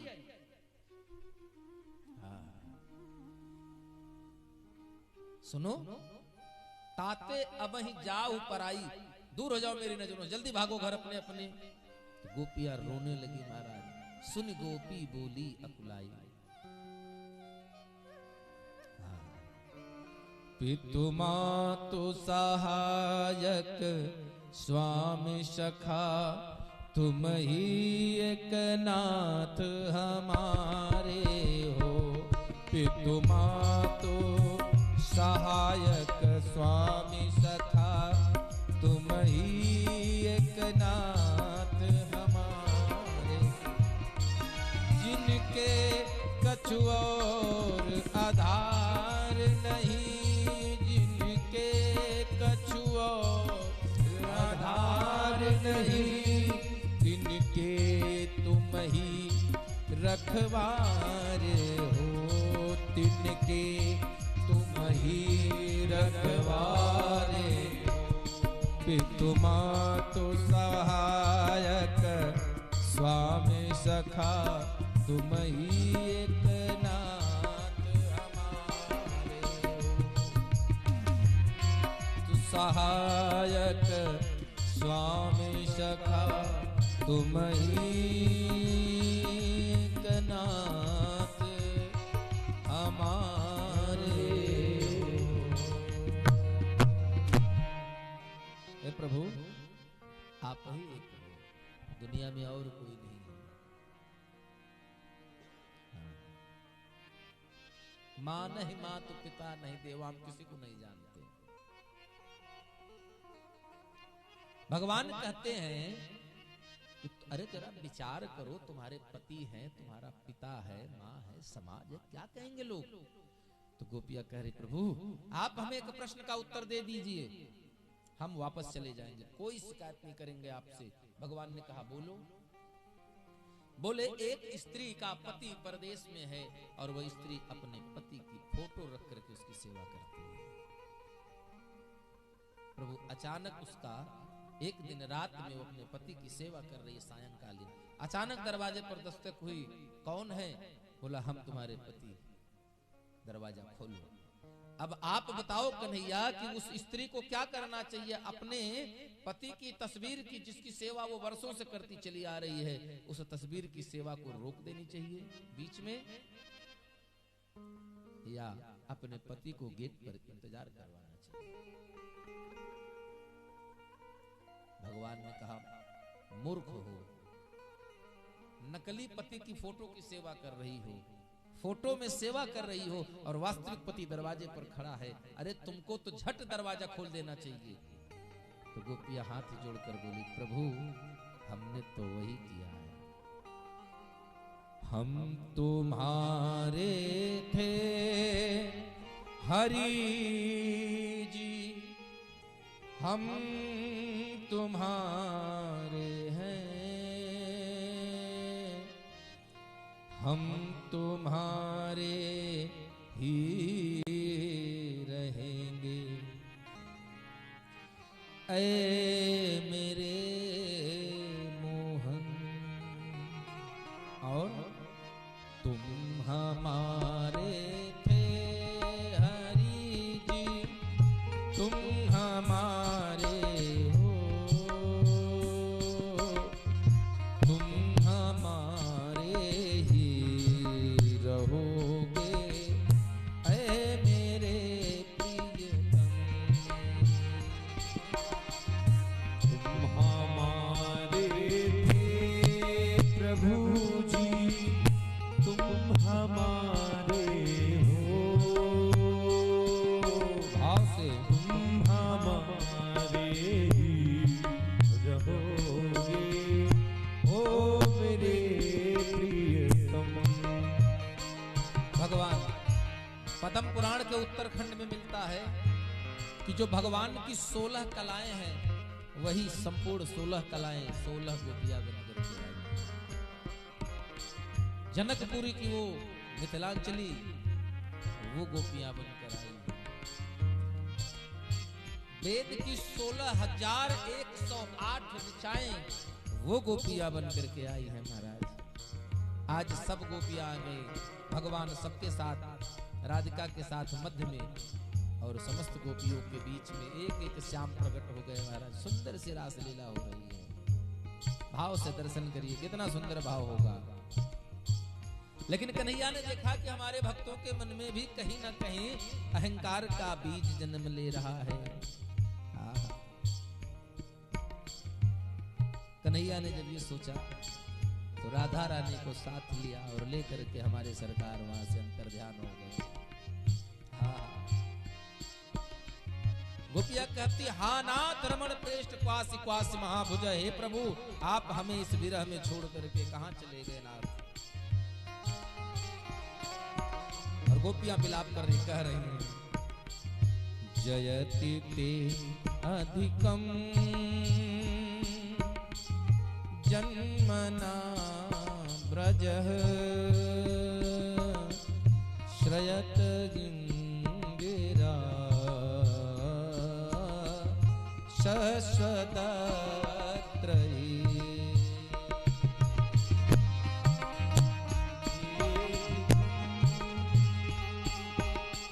जमुना भाव से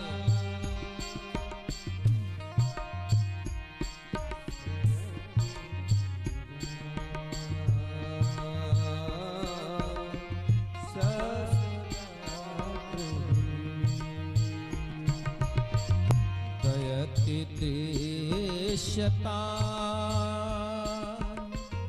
दीक्षुता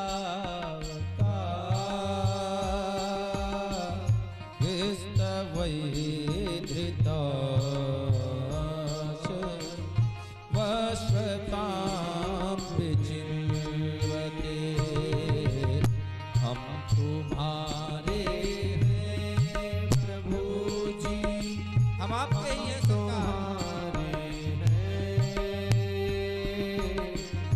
हम तुम्हारे ही रहेंगे, ओ मेरे प्रियतम। गोपिया कहती है, कन्हैया जब से तुम बैकुंठ छोड़ करके हमारे ब्रज भूमि पर आ गए सरकार, हमारे ब्रज की महिमा आपके स्वर्ग से बैकुंठ से कहीं ज्यादा हो गई है।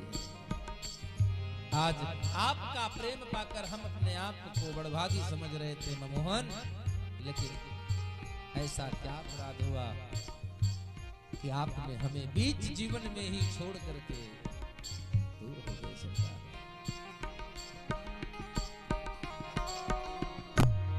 और शरद उदास ये साधु जात सत, शरद दास ये साधु जात सत, शरिषि जो तर मुखादृशा, सुरत नाथ ते शुल्कदास का वरदनी दो नेह किम वद हम तुम्हारे। सभी लोग गाइए। प्रभु जी हम तुम्हारे हैं,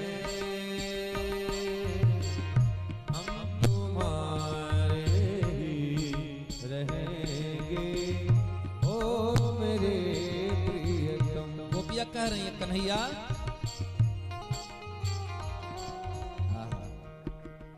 हे प्रेम के देवता, इस संसार में प्रेम का प्रसार प्रचार करने वाले आप हो मोहन।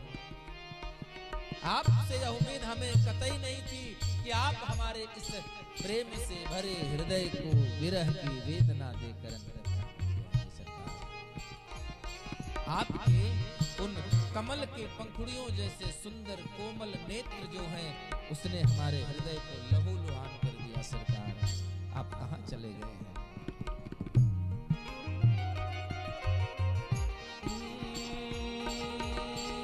विष जलाप्यया व्याल राक्षसात्, विष जलाप्यया व्याल राक्षसात्, त्वर्ष मारुता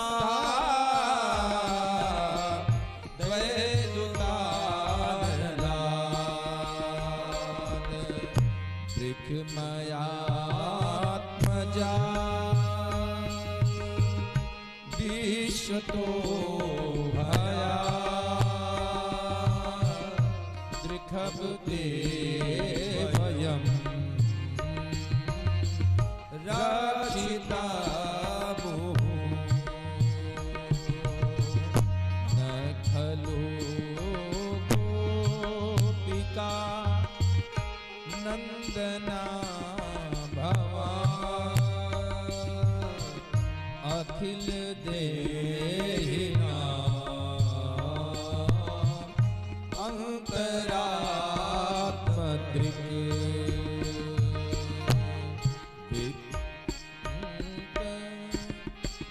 गोपियां कह रही हैं न खलु गोपिका नंदना भवान्। हे कन्हैया, अगर आपका दर्शन शीघ्र इन नेत्रों को नहीं मिला तो हम मिथ्या नहीं कह रहे हैं। यहीं इसी वन में, इसी कदम के नीचे, एक तो आपके नैनों के तिरछे बाण से हमारा हृदय घायल है, ऊपर से समाज के कटु शब्द रूपी बाण अब हम बर्दाश्त नहीं कर पाएंगे प्रभु। और मुझे आप घायल न करिए, बल्कि हम निश्चित कर लिए कि अगर आप नहीं मिलेंगे तो हम यहीं अपने प्राण त्याग देंगे। और भगवान श्री कह रहे हैं विरचिता भयं। हे कन्हैया, विरचिता भयं वृष्णिधूयते शरणमीयुषा संवृते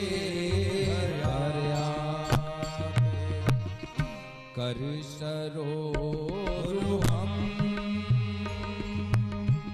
कान्तकामदं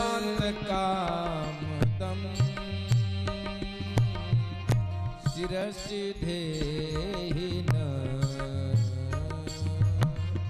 श्रीकरग्रहम् करसरोरुहं कान्तकामद शिरसि धेहिन श्रीकरग्रहम्। और सभी लोग कहिए सरकार तुम्हारे हैं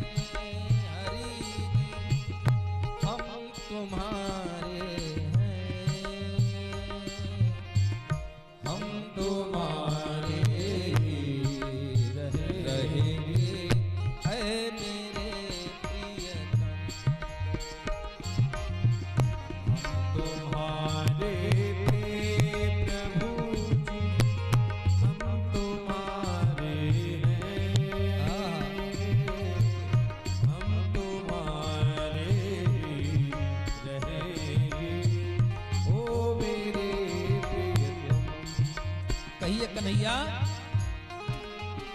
हे सरकार,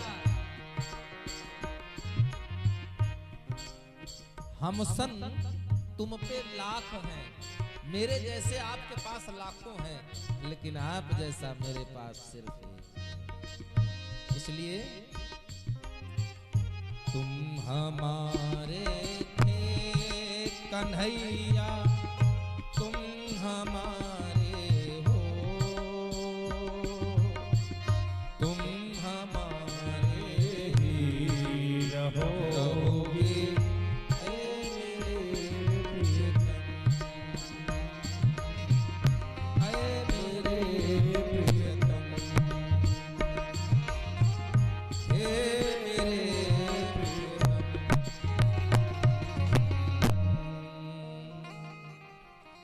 तुम हमारे हो कन्हैया,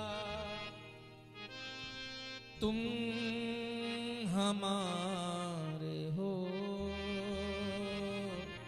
और तुम हमारे ही रहोगे।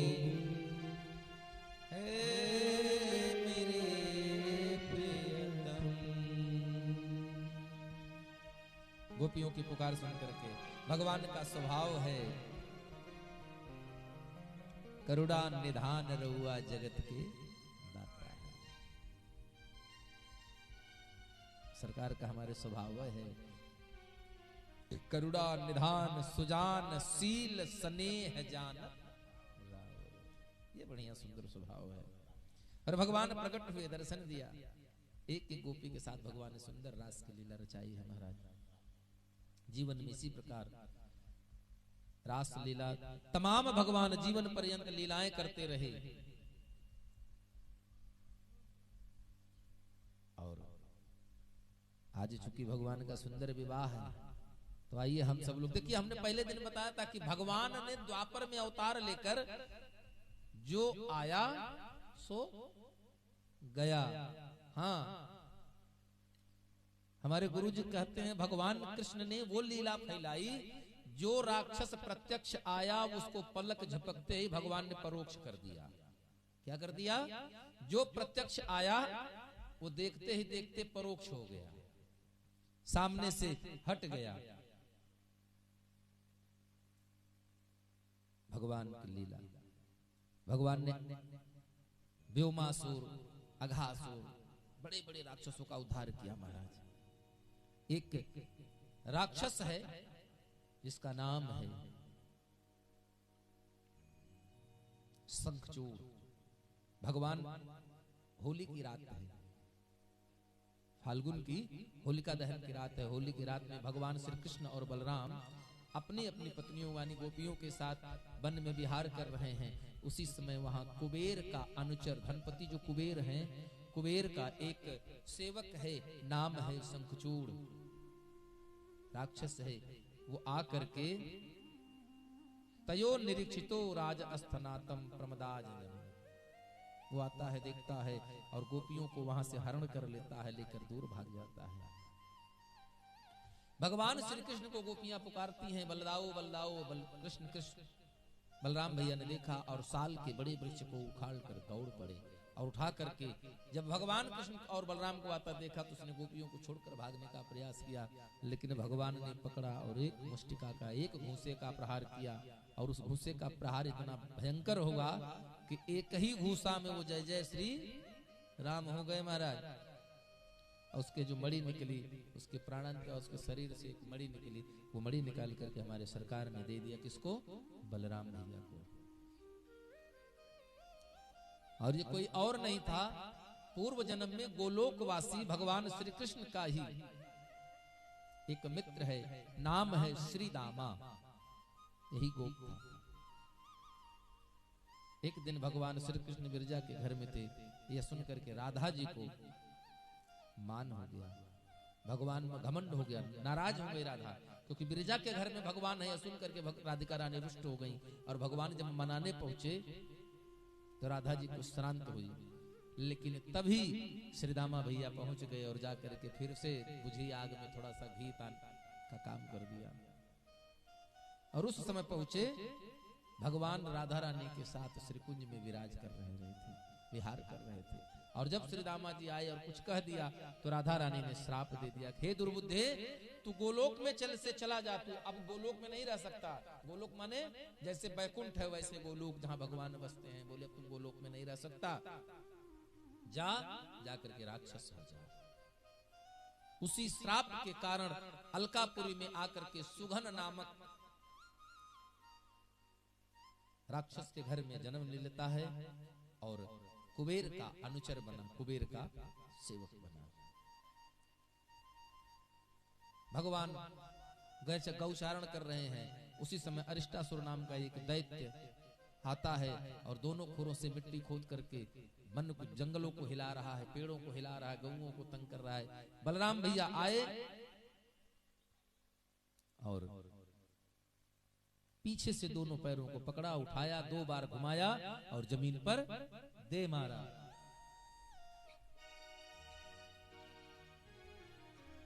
ये पूर्व जन्म में गुरु बृहस्पति का शिष्य है, नाम है बरदंत। और गुरु जी के सामने पढ़ने बैठा है। गुरु जी आसन पर बैठ करके शिक्षा अध्ययन करा रहे हैं, वेद पढ़ा रहे हैं, लेकिन वो सामने से बैठा है कैसे? गुरु के सन्मुख अपने दोनों पैरों को फैला कर। गुरु बृहस्पति नाराज हो गए, क्रोधित हो गए। उन्होंने श्राप दे दिया कि अरे बरदंत, तू बैल की भांति है, तेरी बुद्धि बैल हो गई है। इतना शिक्षा अध्ययन कराने के बाद भी तुझे अभी तक ये समझ में नहीं आया कि गुरु के सामने हमको कैसे बैठना चाहिए। तो जा, हे दुर्मुते, तू बैल की तरह पैर फैला कर बैठा है, तो जा बैल ही हो जा। और ये वही वरदंतु नाम का शिष्य है जो बैल बन करके यहाँ आया, जिसका उद्धार भगवान ने कर दिया। आप लोग को देखना हो, आप देखिए, कभी किसी आश्रम पे चले जाइए, संत समुदाय में किसी ऐसे आश्रम पर जाइए जहां विद्या अध्ययन होता हो, जहां वेद पढ़ाया जा रहा हो। गुरु जी के सामने की बात छोड़िए, अगर शिष्य से श्रेष्ठ वहां कोई दूसरा भी संत बैठा होगा एक संत के सामने, तो दूसरा संत जो छोटा होगा, चाहे उम्र में ही सही, लेकिन वह संत कभी पैर के ऊपर पैर रखकर नहीं बैठेगा। क्योंकि जिस दिन वो पैर पर पैर रखकर बैठ जाएगा ना, तो जो साधु बाबा लोग दूसरे वाले चिमटा खींच कर मारते हैं, क्योंकि यह संस्कार के विरुद्ध है। पैर पर पैर रखकर बैठना मतलब अहंकार, हम बड़े हैं। और मिलती है कोई भी चीज तो छोटे होने पर मिलती है। झुकता वही है जिसमें कुछ जान होती है, अकड़ मुर्दे की खास पहचान होती है। भगवान कृष्ण अपने जीवन में तमाम सभी दैत्यों का कल्याण करते हैं। इधर कंस ने एक दिन अपने नगर में विचार किया कि हमारा जो शत्रु है, अभी तक तो वो जीवित का जीवित बना है, हम तो कुछ नहीं कर पाए, बड़े बड़े राक्षस हमारे मारे गए। तब उसने अपने सभी मित्रों के साथ मिल करके मंत्रणा करता है। और क्या मंत्रणा किया? सब लोग ऐसा है, एक आयोजन करते हैं अपने मथुरा में, और उस आयोजन में कृष्ण और बलराम को बुलाते हैं, बुला करके सुंदर उनका वध करवा देंगे। लेकिन भगवान की लीला, अक्रूर जी चले,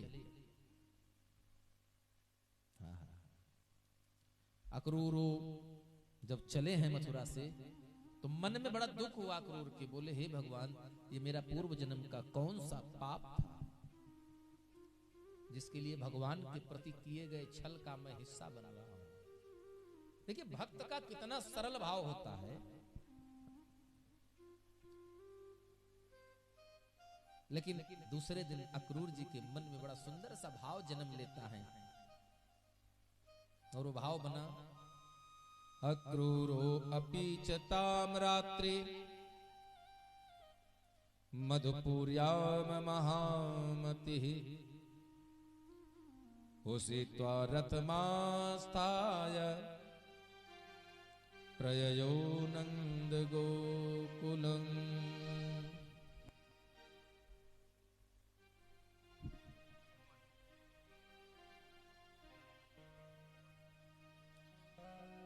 अक्रूर जी महाराज कहते हैं कि भूखे को रोटी, प्यासे को पानी। अक्रूर जी जितना मन में अपने ऊपर रोष था, अगले ही क्षण सब खत्म हो गया। क्यों? क्योंकि भाव बन गया, अरे हम तो अपने सरकार के दर्शन मिल जाएंगे। और भगवान चले हैं बड़े सुंदर भाव में। अक्रूर जी मन में भाव बनाकर चले हैं, क्या? देखिए मुझाए चरण जल जाता, देखिए मुझाए चरण जल जाता, अरुण मृदुल सेवक सुखदा,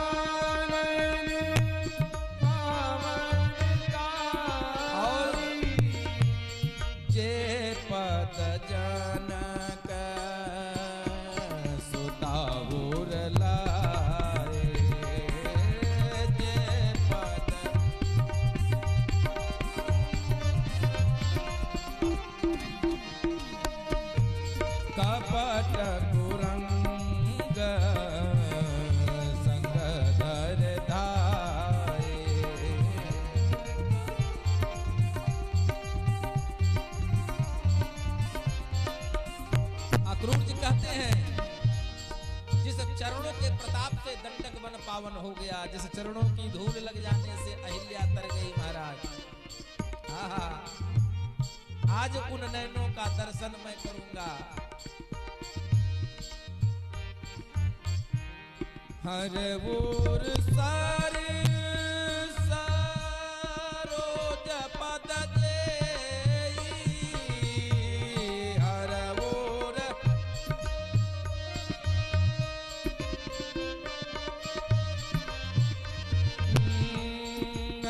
हो भाग्य में देखिया ते,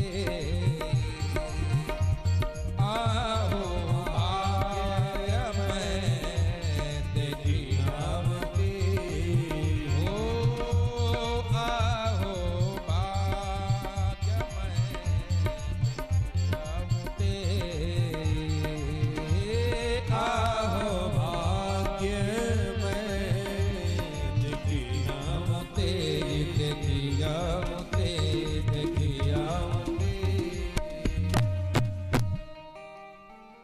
जिन पायन के पादुकने भरत रहे मन लाय, ते पद आज बिलोकियों इन नयनन अब जाए। मेरे अहोभाग्य जो हमारे कन्हैया के दर्शन करने चलेंगे और नंद बाबा के घर चल पड़े। इति संचित्तयन् कृष्णं स्वफल्कतनयो ध्वनि, रथेन गोकुलं प्राप्तः सूर्यशास्त्रगिरिं नृपः। और भगवान श्री कृष्ण की याद में रात भर उनको नींद नहीं आई महाराज हमारे अक्रूर जी को। और अक्रूर जी ने जैसे मुर्गे की पहली मांग हुई, अक्रूर जी रथ सजाकर चल पड़े। सायंकाल सूर्यास्त के समय भगवान अक्रूर जी और नंद बाबा आमने सामने हैं। और उसी समय हमारे सरकार गौ चरा करके आ रहे हैं। आहा। ददर्श कृष्णं रामं च व्रजे गोदोहनं गतौ पीतनीलांबरधरो शरदंबुरुहे क्षजो।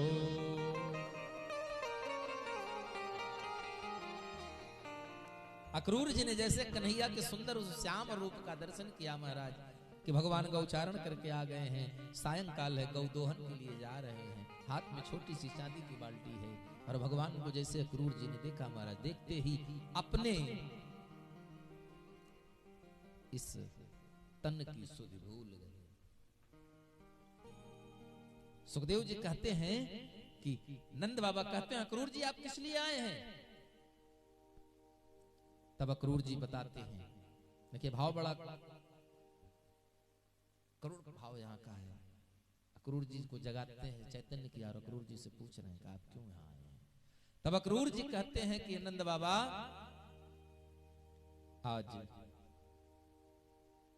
मैं आया हूं मथुरा पर नरेश कंस का संदेश लेकर के। एक पत्र हाथ में पकड़ा दिया। क्या आप संदेश लाए हैं? बोले हम कन्हैया को लेने आए हैं। कन्हैया को लेने आए हैं किस लिए? बोले मथुरा नरेश ने अपने महल में मथुरा में धनुष यज्ञ का आयोजन किया है। उस धनुष यज्ञ में कृष्ण और बलराम को आमंत्रण भेजा है। नंद बाबा ने सुना, कहा केवल कृष्ण और बलराम को?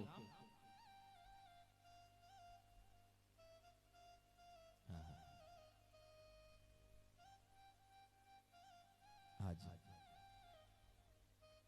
सुंदर बड़ा इतना करुण प्रसंग है महाराज। यहाँ एक माँ, एक जन्म देने वाली माँ और एक पालन करने वाली माँ के प्रेम की तुलनात्मक दृष्टिकोण से अगर आप देखेंगे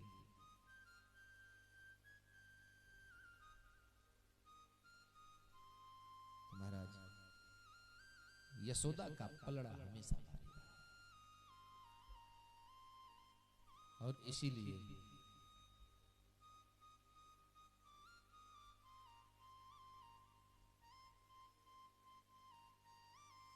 सुखदेव जी कहते हैं कि हे परीक्षित,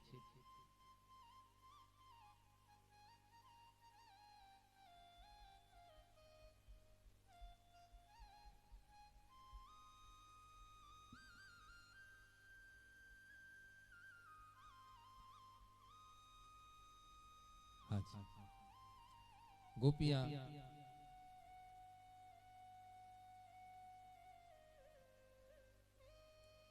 भगवान श्री कृष्ण अंदर चले गए हैं। अक्रूर जी ने जैसे ही नंद बाबा को यह बताया कि हे बाबा हम कृष्ण को बलराम को लेने आए हैं,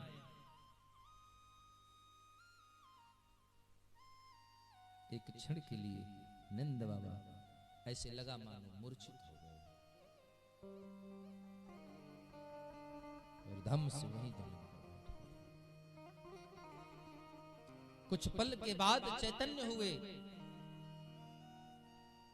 तो उन्होंने कहा कि भैया आप क्या कह रहे हैं? आपने क्या मांग लिया हमसे? ऐसा क्यों कह दिया आपने? तो भगवान अक्रूर जी कहते हैं कि मित्र, यह राज आज्ञा है। भगवान को तो पता है। नंद बाबा कहते हैं कि बस मित्र आपने हमसे तो कहा ठीक, लेकिन नंदरानी से भी मत कहिएगा, नंदरानी से अभी मत कहिएगा। लेकिन नंदरानी तो खुद उंगली पर दिन गिन रही है। नंदरानी को क्या कोई बताएगा?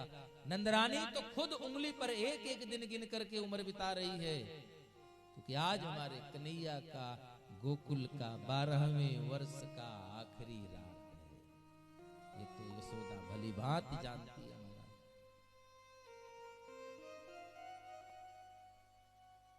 कोई किसी को नहीं कुछ बता रहा है, लेकिन पूरे घर का जो वातावरण है वो बिल्कुल दुख से परिपूर्ण हो गया है। ब्रज नारी व्याकुल भई उमड़ा प्रेम पूरे ब्रज में महाराज मानो दुख की एक लहर से दौड़ गई, एक हवा चली हो और मानो पूरे गोकुल को, पूरे ब्रजभूमि को ये पता लग गया हो कि हमारा पालनहार, हमारा कन्हैया हमसे दूर जाने वाला है। सभी लोग दुखी हो गए। नंद बाबा कहते हैं, अहो विधस्त्वम न क्वचित दया संयोज्य मैत्रा प्रणयेन देहिनम। है अक्रूर जी, अगर हमारा कन्हैया जा रहा है, यह बात हम कैसे कहेंगे या नंदरानी से, क्योंकि जैसे ही प्रणयेन देहिनाम, जैसे यह बात नंदरानी को पता लगेगी, शरीर से प्राण त्याग देगी महाराज।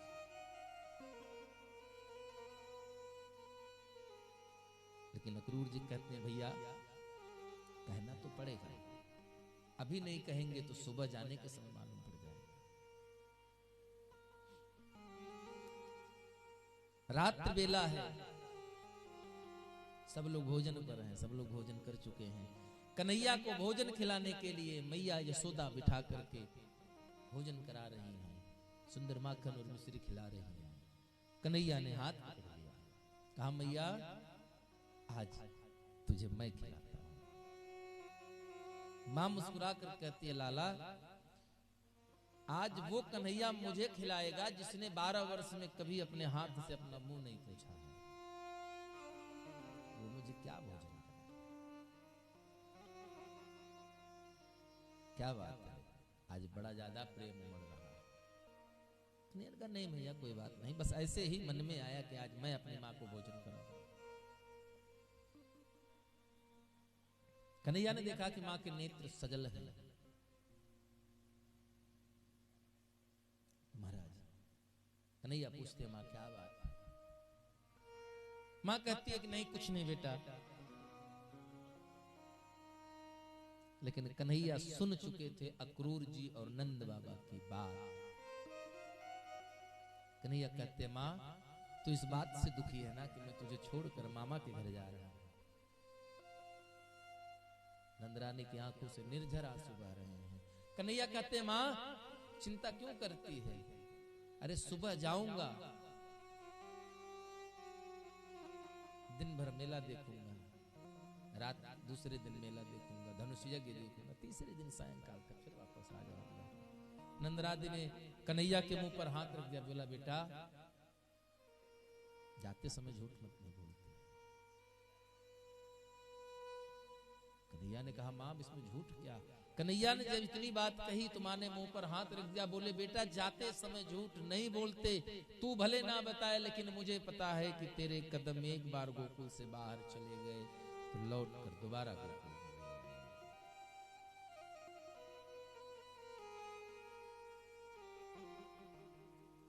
क्योंकि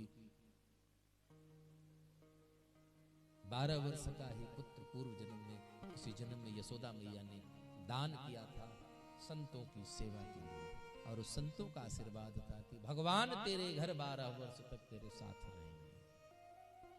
आज यशोदा वही एक दिन लेकर गई थी। आज हमारे 12 वर्ष व्यतीत हो गए हैं, अब कन्हैया हमसे दूर चला जाएगा। और उस रात किसी तरह बीती, कोई सोया नहीं, कोई नहीं सोता है महाराज। सब इंतजार कर रहे हैं, सब मना रहे हैं। ठीक वैसे ही जैसे राम के राज्याभिषेक के समय मंथरा मना रही होती है, देवता मना रहे होते हैं, कि हे भगवान किसी प्रकार से रात्रि इतनी लंबी हो जाए कि सुबह हो ही नहीं, कि राज्याभिषेक हो। ठीक वही बात इधर राजा दशरथ मना रहे हैं जब राम को वनवास का वरदान दे दिया। आशुतोष तुम ओढ़र दानी आरती हरहु दीन जन जानी। हे भोलेनाथ, अगर मैंने आपको सचमुच माना है तो आप कुछ ऐसी व्यवस्था करिए कि यह रात ना बीते, क्योंकि कैकेयी ने वरदान ही मांगा है, हो तो प्रात मुनिवेश दर जौन राम बन जाए। इतनी लंबी रात कर दीजिए कि सुबह ही ना हो। सब अपने मन में यही मना रहे, हे प्रभु आज की रात इतनी बड़ी हो जाए कि कल का सवेरा ही ना हो कि कन्हैया गोकुल छोड़कर मथुरा जाए।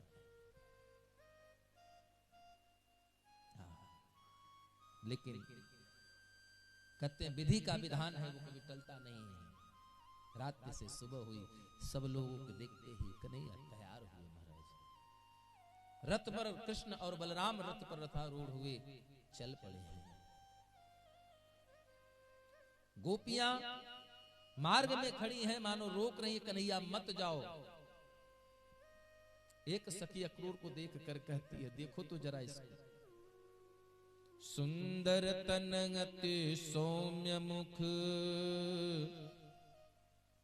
पर स्वभाव से क्रूर, सुंदर वे नर मूरख हैं जिन नाम धरो अक्रूर। निश्चित ही वो लोग महामूर्ख रहे होंगे जिन्होंने इस का नाम अक्रूर रख दिया। देखो तो कितना क्रूर व्यक्ति है, पूरे गोकुल के प्राण को लिए जा रहा है।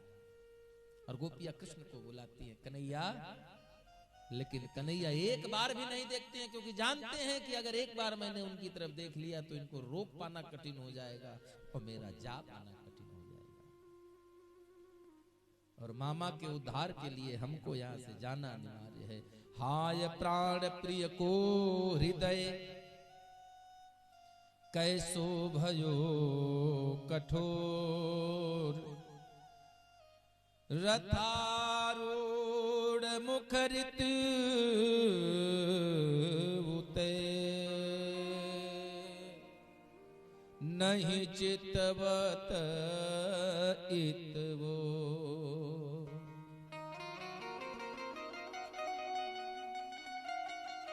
कन्हैया गोपियां कहती, कन्हैया इतना निर्दयी कैसे हो गया?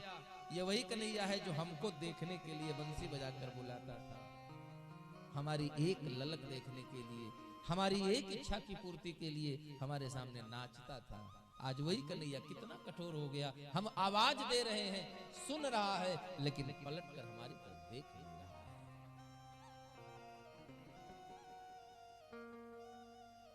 सुखदेव जी कहते हैं, परीक्षित एवं ब्रुवाणा बिरहातुरा वृषम,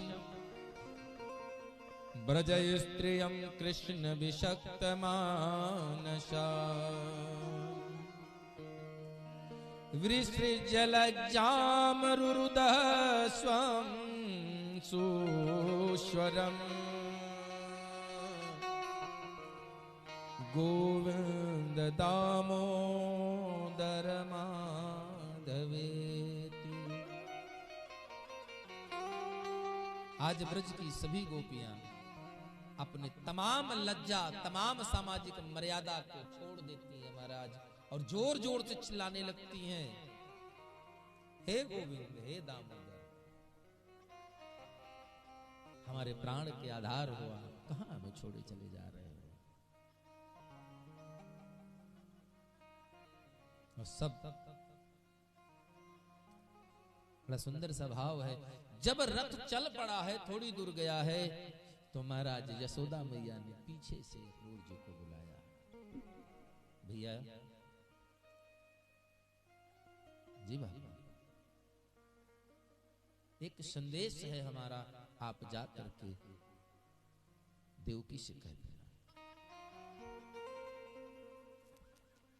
कौन सा, क्या संदेश हमें गोपी से कहना है? क्या संदेश हमें देवकी से कहना है? यशोदा मैया कहती हैं कि अक्रूर जी मैं जानती हूं ये उतना ही सत्य है, और लोग जानते हैं कि यशोदा को नहीं पता, लेकिन यशोदा भली भांति जानती है कि कृष्ण यशोदा का पुत्र नहीं है। मैंने सिर्फ कृष्ण को पाला है, मैं कृष्ण की धाय मां हूं।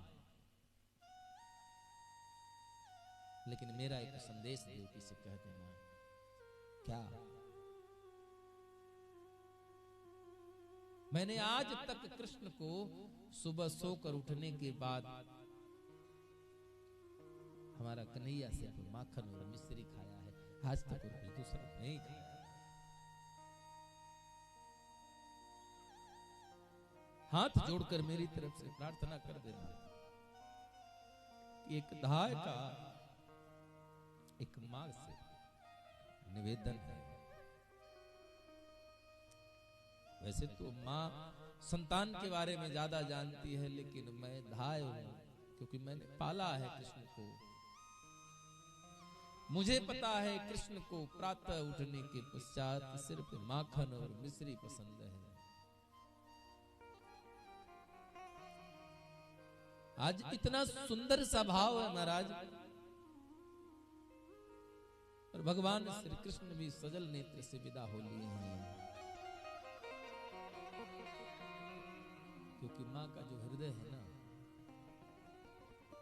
यशोदा ने जितना सुंदर चित्रण एक धाय का प्रस्तुत कर दिया है, शायद इस धरती पर उतना सुंदर चित्रण किसी सगी मां का नहीं है। अगर होता तो देवकी के कृष्ण कहे जाते, यशोदा के कृष्ण ना कहे जाते। धरती पर हमारा नाम हमारे पिता से होता है, लेकिन पुत्र या संतान हमेशा मां का होता है। हम लोग क्या कहते हैं, किसके बेटे हो?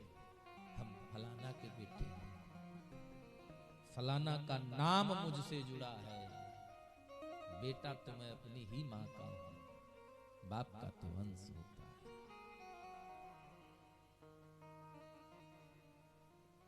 बड़ा सुंदर स्वभाव है। किसी साधक ने गाया है कि इतना सुंदर त्याग मां के जीवन का है, मां अपने जीवन में इतना सुंदर सुंदर त्याग कर देती है बच्चों के लिए। एक तराजू बनाइए और उस तराजू के पलड़े में दुनिया में जितने मीठे मीठे खाद्य पदार्थ हों सबको रख दीजिए, लेकिन मां का जो दूध होता है ना, उसके बराबर मिठाई, दुनिया के सभी खाने वाले पदार्थ एक तरफ हो जाएं, लेकिन मां के दूध का पलड़ा जिस तरफ होगा वो भारी का भारी ही रहेगा महाराज। इसीलिए इसे साधक ने बड़ी सुंदर सी पंक्तियां गाई हैं। हुआ भागा हुए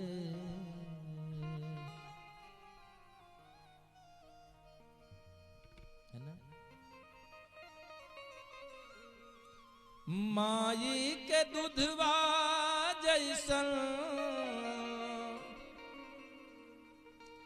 माई के दूधवा जैसन दूसर मिठाई ना मिली। सब कुछ मिल जाए पर दुनिया में माए ना मिली। सब कुछ मिल जाए पर दुनिया में माई ना मिली। सब कुछ मिल जाए पर दुनिया में माए ना मिले। सब कुछ मिल जाए पर दुनिया में माई ना मिली। माई के दूधवा जैसन, माई के दूधवा जैसन दूसर मिठाई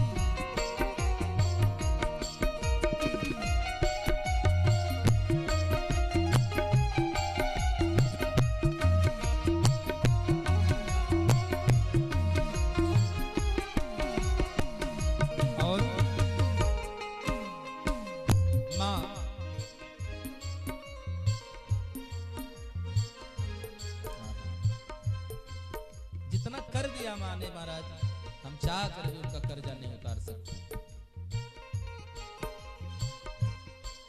माई हमके तू जन्मवलू, आपन खुनवा हमें पियवलू। माई हमके तू जन्मवलू, आपन खुनवा हमें पियवलू।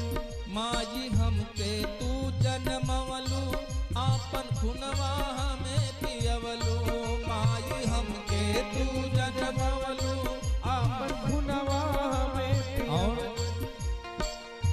ठिठुर के जाड़ा सगरी बितवलू, हमके छाती से चपकवलू। ठिठुर के जाड़ा हमके छाती से चिपकवलू। तोहर नचरा हो, तोहर अचरा सनीमा, तोहर अचरा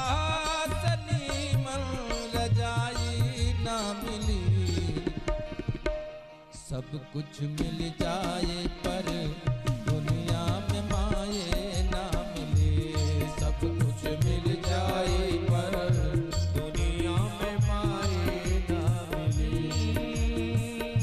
माई के दूधवा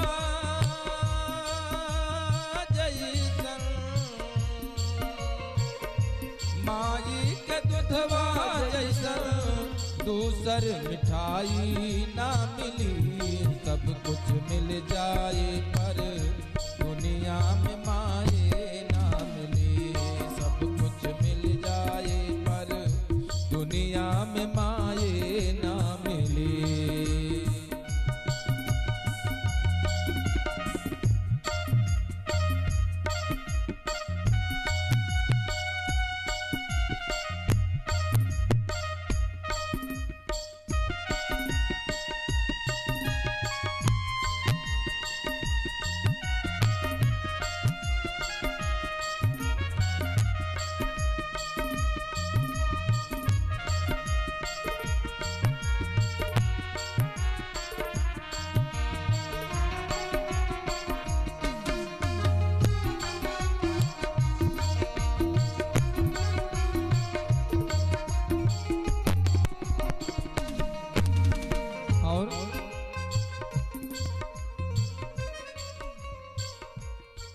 माई हमके तू जन्मवलू, लमहर कैलू पोसी सयान। माई हमके तू जन्मवलू,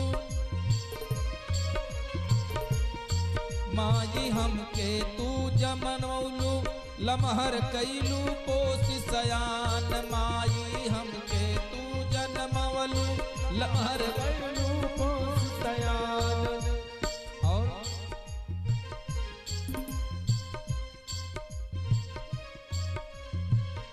माँ इस दुनिया में जो माँ ने आपके लिए कर दिया महाराज, हमने उस दिन कहा था ना, 5 किलो का वजन अगर किसी मर्द के पेट में बांध दीजिए तो 9 घंटे में छोड़कर फेंक देगा। साधक का भाव है बड़ा सुंदर सा, समय कम है। थक के तनिको ना घबराई, दुखवा हंस के सब सह जाई। थक के तनिको ना घबराई, दुखवा हंस के सब सही जाई। थक के तनिको ना घबराई, दुखवा हंस के सब सह जाई। इनसे बढ़ हर हो, इनसे बड़ी हर कौनो सेवकाई ना मिली, सेवकाई ना मिली। सब कुछ मिल जाए पर दुनिया में माए ना मिली। सब कुछ मिल जाए पर दुनिया में माए ना मिली। सब कुछ मिल जाए पर दुनिया में माए ना मिली। सब कुछ मिल जाए पर दुनिया में माए ना मिली। माँ है मोहब्बत का नाम, माँ है मोहब्बत का नाम। माँ है मोहब्बत का नाम।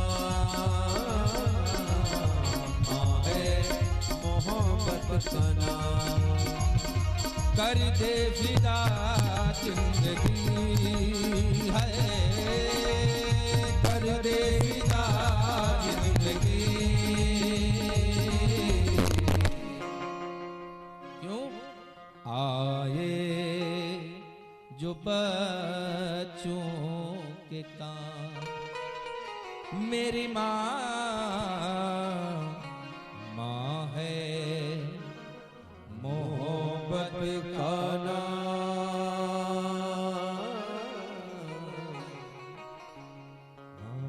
है, मोहब्बत का नाम। बोले जन्म देने वाले माता पिता के जय। राधे। बड़े शोकाकुल वातावरण के मध्य गोकुल से अक्रूर जी और कृष्ण बलराम सबको ऐसे ही रोता बिलखता छोड़कर तो चल पड़े। लेकिन कृष्ण के लिए अक्रूर जी के मन में चिंता व्याप्त है। और अक्रूर जी जब यमुना जी में स्नान करने गए तो भगवान श्री कृष्ण ने लीला भी दिखाई और चतुर्भुज स्वरूप में वही दर्शन दिखा दिया। अक्रूर जी को जो मोह था वो दूर हो। और भगवान की प्रार्थना की, नमस्ते वासुदेवाय नमः शंकर्षणाय च प्रद्युम्नाय अनुरोधाय शाश्वतां पतये नमः। नमस्ते वासुदेवाय सर्वभूतक्षयाय च ऋषिकेश नमस्तुभ्यं प्रपन्नं पाहि मां प्रभो। देव देव जगन्नाथ पुण्य श्रवण कीर्तन यदोत्तमोत्तम श्लोक नारायण नमोस्तुते। हे प्रभु, हम आपको साधारण नन्द का बालक समझ रहे थे। हम भूल गए थे कि आप देव के देव हैं, जगतपति हैं, जगत पिता हैं और सुंदर चले हैं महाराज। अक्रूर जी के साथ आज कन्हैया कहां पहुंचे?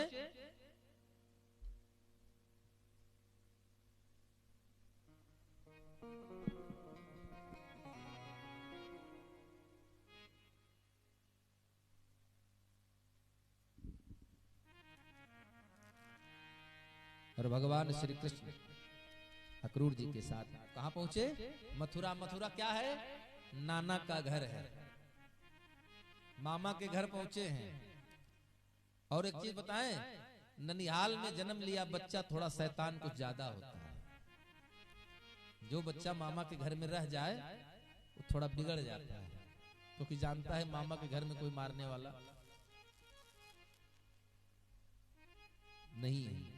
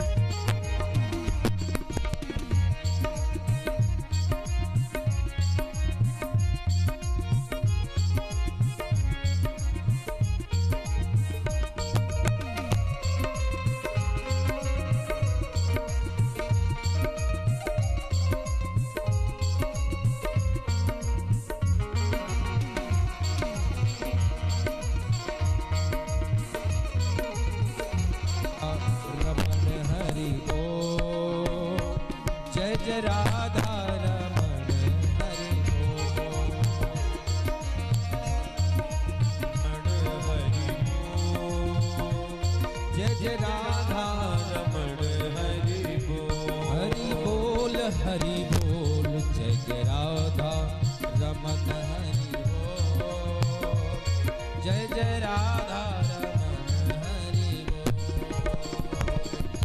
राधा रमण हरि बोल, जय जय राधा रमण हरि बोल।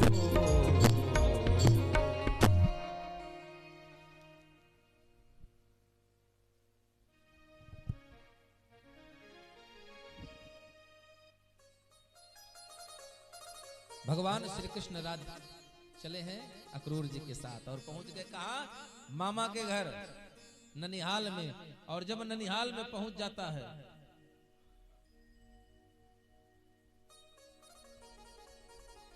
नाना का गांव जो होता है पूरा गांव है नाना मामा होता है। सही बात है ना, एक गांव में एक घर में ननिहाल तो पूरा घर बिना बिना रिश्तेदारी के नाना मामा मामी मामा हो जाएंगे सब। पहुंचे रास्ते में धोबी दिखा। बलराम भैया ने कहा भैया हमारे कपड़े तो पुराने लग रहे हैं, मामा के घर यज्ञ अनुष्ठान है, थोड़ा अच्छे कपड़े होने चाहिए। तो भगवान ने कहा कोई बात नहीं, धोबी आ रहा है। बोले मामा जरा 2 जोड़ी कपड़े हमको देते जाइए। तो उस धोबी ने कहा ये राजाओं के कपड़े हैं, तुम लोग सकल से गाय भैंस चराने वाले दिख रहे हो, ये महाराजा कंस के कपड़े हैं, हम नहीं देंगे। भगवान ने कहा मामा दे दो। बोले नहीं देंगे भाई। भगवान ने कहा नहीं दोगे? उसने कहा नहीं देंगे। भगवान ने 2 उंगली का एक चाटा मारा और धोबी की गर्दन कट करके दूर पड़ी रही।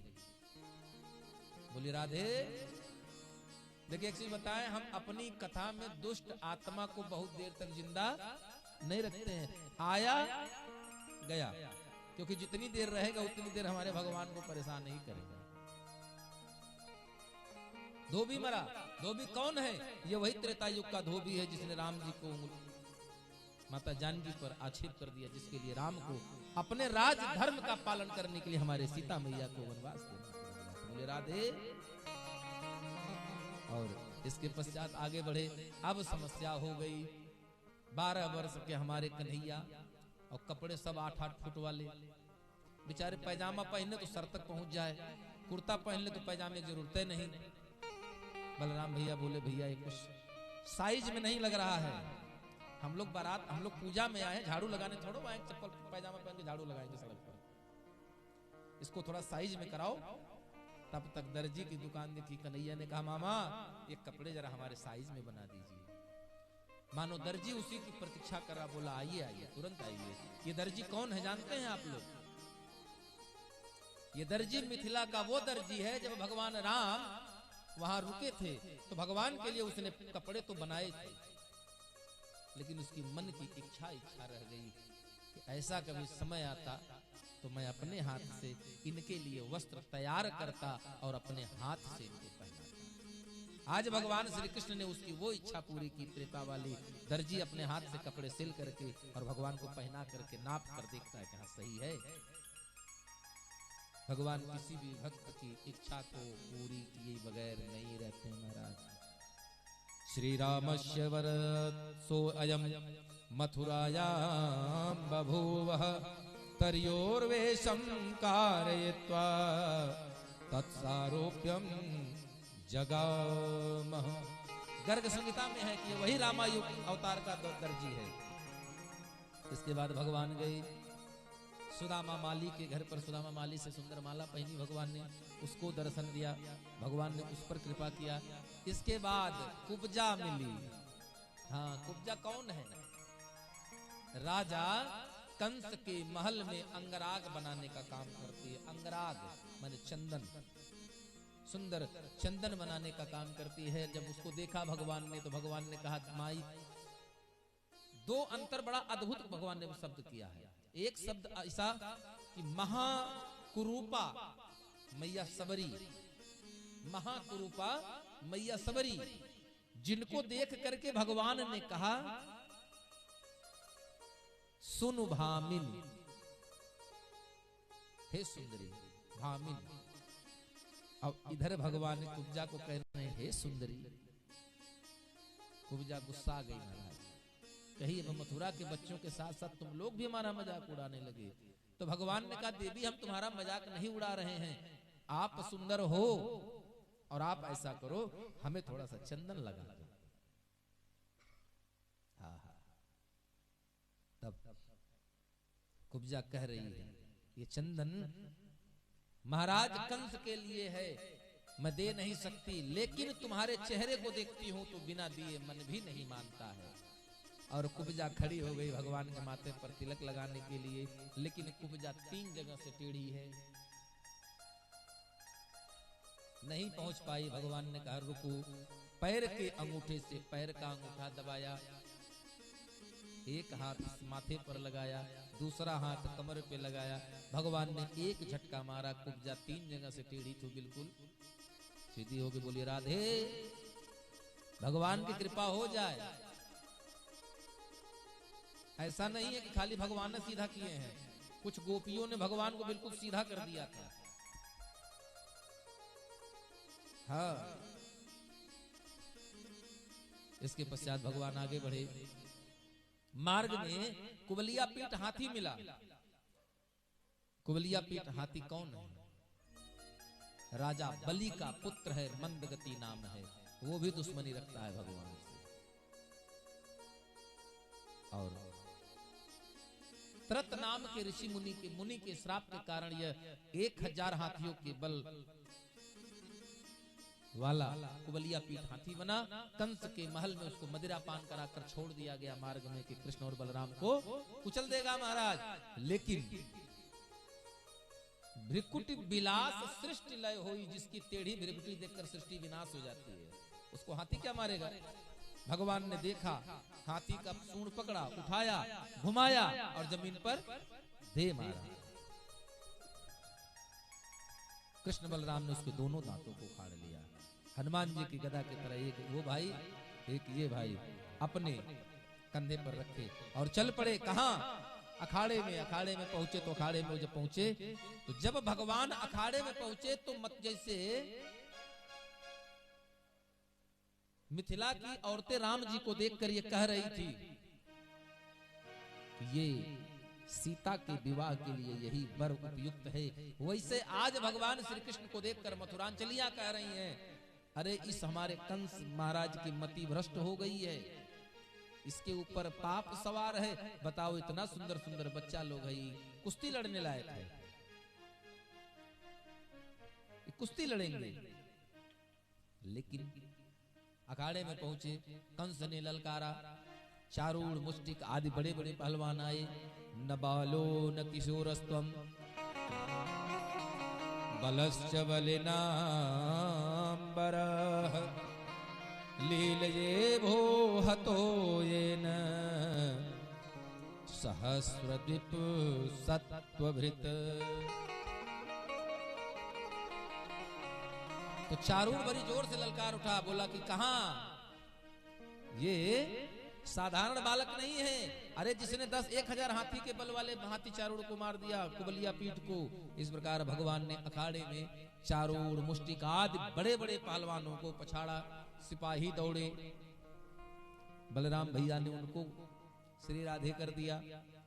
अखाड़े से एक छलांग हमारे सरकार ने लगाई और पहुंच गए मामा कंस के पास। कहे ना और मामा क्या हाल चाल?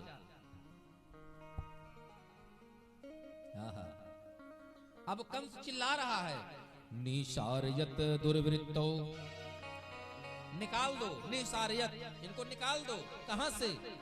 वासुदेवात्मजौ पुरात, सेना पूछी किसको? बोले इन दोनों को। कौन ये दोनों? वासुदेव के पुत्रों को। क्यों और क्या करो? धनम हरत गोपा नाम, इसके साथ जो ग्वाल बाल आए हैं इनके धन सब चोरी कर लो, छीन लो। नंद बधनित दुर्मतिम, नंद को बंदी बना लो। वासुदेवस्तु दुर्मेधा हन्यतास्तुतम उग्र सेना पिता चापी सानुगम पर पक्षगर। इसी को कहते हैं विनाश काले विपरीत बुद्धि। बोला ग्वाल बालों के धन हर लो, वसुदेव को मार डालो, उग्रसेन को मार डालो, नंद को मारना कहना था और इतना मतभ्रमी हो गया कि अपने ही पिता को कह रहा है कि मार डालो। भगवान मुस्कुराए। भगवान ने कहा मामा थोड़ा धैर्य रखो, मैं सीधी सीधी बात करूं, तू उल्टा बकता जाता है। मामा मैं मीठी बात करूं, तू जहर उगलता जाता है। और भगवान कृष्ण को मारने के लिए बलराम कंस ने जैसे तलवार उठाई वैसे भगवान कृष्ण ने केसों से पकड़कर उसको अखाड़े में पटका महाराज, और कूद कर उसके सीने पर जा बैठे। और सीने पर बैठकर जो मुष्टिका का प्रहार किया है कि कंस के प्राण पखेरु उड़ गए, श्री राधे हो गए। बोले वृंदावन बिहारी लाल की जय हो। और सभी लोग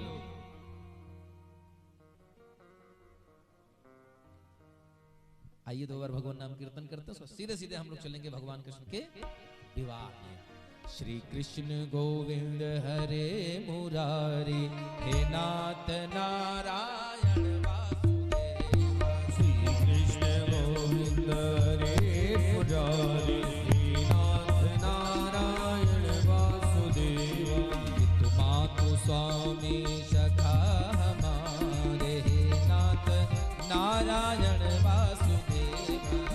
मातु स्वामी सखा हमारे, हे नाथ नारायण वासुदेव।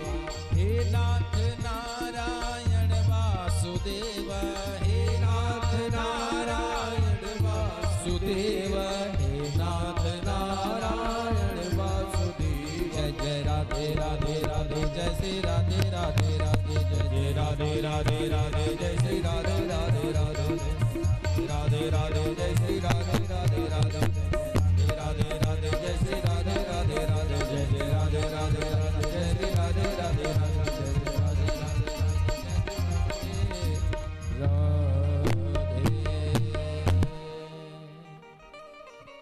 इसके पश्चात भगवान श्री कृष्ण अपने माता पिता को बंदीगृह से मुक्त कराए, उग्रसेन को राजगद्दी पर बिठाया। कंस की 2 पत्नियां हैं, नाम है अस्थि और प्राप्ति। भगवान की इच्छा, माता पिता बंदीगृह से मुक्त हुए, नाना राजा बने। मैया देवकी और वसुदेव जी ने अपने पुत्र का सुंदर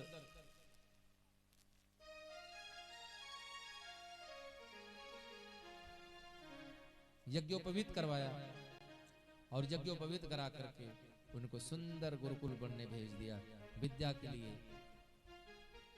हाँ हाँ। गुरु गृह पढ़ न गए जदुराई,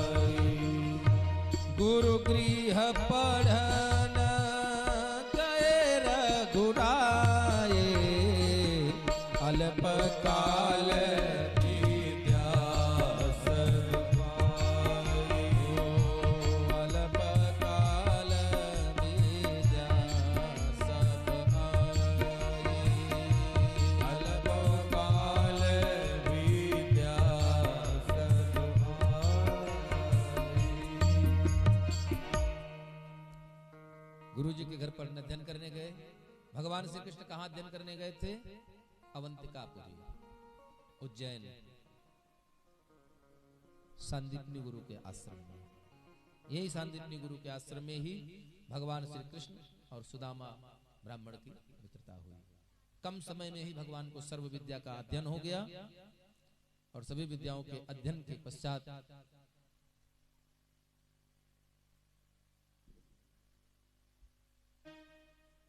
गुरु दीक्षा दिया। गुरु दीक्षा देने के पश्चात गुरु दीक्षा में क्या मांगा कि मेरे पुत्र का प्राण हमको लाकर, मेरा पुत्र कई दिनों से लापता है, उसे लाकर मुझे दे दो। कहाँ गया था? समुद्र के तट पर। समुद्र के पास गए, समुद्र से कहा, समुद्र ने कहा मेरे पास नहीं, मेरे अंदर एक दैत्य है नरकासुर। भगवान ने उसको पुकारा, वो निकला, युद्ध किया, पराजित हुआ। उसने कहा प्रभु मेरे पास उसका प्राण नहीं है, प्राण यमपुरी में है। भगवान यमपुरी में गए, उस शंख को भगवान ने अपने हाथ में धारण कर लिया और यमपुरी से अपने गुरु के पुत्र का प्राण लाकर दिया। इसके पश्चात गुरु जी वहां सुदामा माली पर भगवान ने क्रिया, कुब्जा पर कृपा किया, विदुर के घर गए, बारी बारी सबके ऊपर कल्याण करते रहे भगवान, चलते रहे जीवन में। इधर यशोदा मैया एक दिन भगवान श्री कृष्ण ने देखा कि हमारे मामा के जो ससुर है, नाम है जरासंध, वो अपने मित्रों के साथ 17 बार आक्रमण कर दिया है मथुरा पर, लेकिन भगवान हर बार पराजित कर देते हैं। और भगवान ने सोचा, किसी ने कहा कि हमें गोकुल चलना चाहिए, तो भगवान ने कहा हमारे नाना के यहाँ, मामा के यहाँ तो सैन्य बल है, लेकिन हमारे यहाँ गोकुल में तो सिर्फ लाठी का बल है। हमारे यहाँ तो गौ बल है, धन बल नहीं है, हमारे यहाँ जन बल नहीं है, बाहुबल नहीं है, हमारे यहाँ तो सिर्फ गौ बल है। वो युद्ध कैसे करेंगे?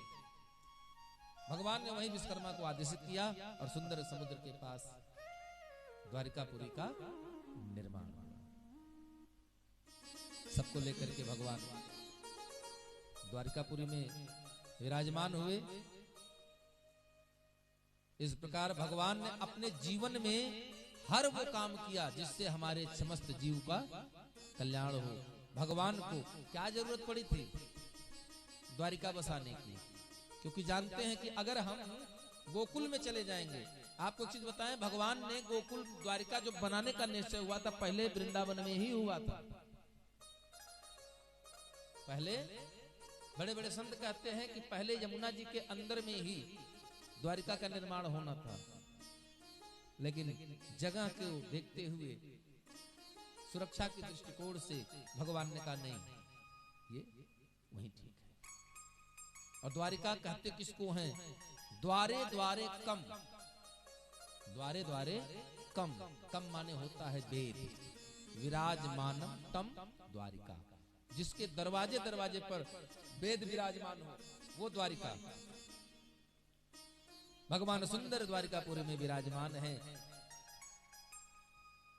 भगवान श्री कृष्ण ने की कथा सुनाते हुए सुखदेव जी कहते हैं कि हे राजन, हे परीक्षित, बलराम भैया का विवाह जो हुआ तो आनर्त देश के राजा है, नाम है कुकुदमी। क्या नाम है? कुकुदमी। उनकी पुत्री का नाम है रेवती, जिसके साथ बलराम भैया का विवाह हुआ। हे परीक्षित, यह कथा मैंने आपको नवम स्कंद में सुनाई है। चूंकि यह 7 दिन की कथा है और वो 7 दिन की जब कथा हुई तो 7 दिन 24 घंटे कथा चली थी, और तब कथा ऐसे नहीं सुनाई गई थी। कथा संस्कृत में वक्तव्य होता चला गया था, क्योंकि इसीलिए कहा गया है श्रोता वक्ता ज्ञान निधि तब है कि कथा राम के गुरु। तो भगवान परीक्षित जी कहते हैं महाराज, तो आप हमें भगवान के प्रथम विवाह की जो विवाह सुना रहे हैं। बोले हम प्रथम विवाह चर्चा करें, बोले थोड़ा विस्तार से सुनाइएगा। तो परीक्षित जी को कथा सुना रहे हैं। राजा आसीद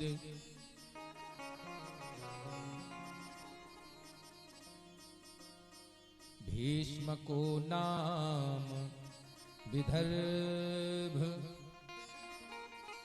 हे परीक्षित, एक राजा है, नाम है भीष्मक।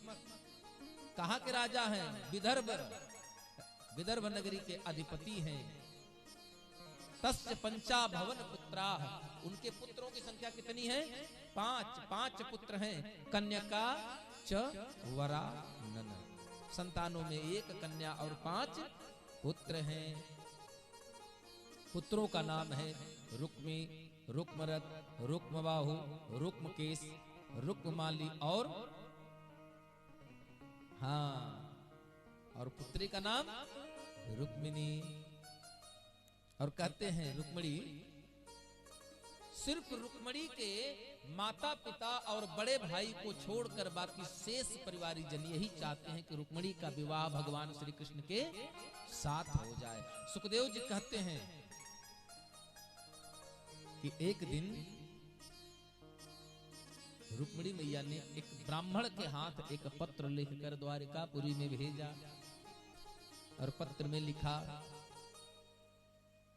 कि पूर्वे द्युरस्ति महति कुलदेवी यात्रा यश्याम बहिर्नव बधू गिरिजा मुपेयात।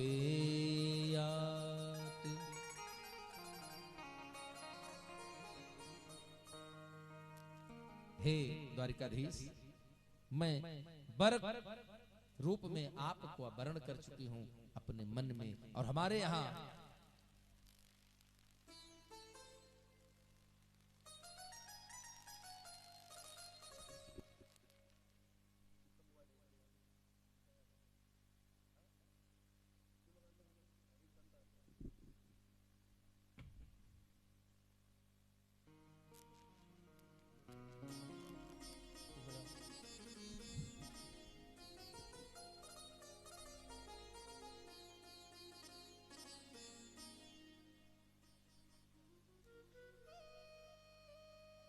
और भगवान रुक्मिणी मैया के पत्र को पाकर देखिए, आपको चीज बताएं, भगवान ने कितने विवाह किए हैं? 16,108, लेकिन एक भी अपनी मर्जी से नहीं हुए हैं। कोई भी अपनी मर्जी से विवाह नहीं किया, सब दूसरे की इच्छा की पूर्ति के लिए।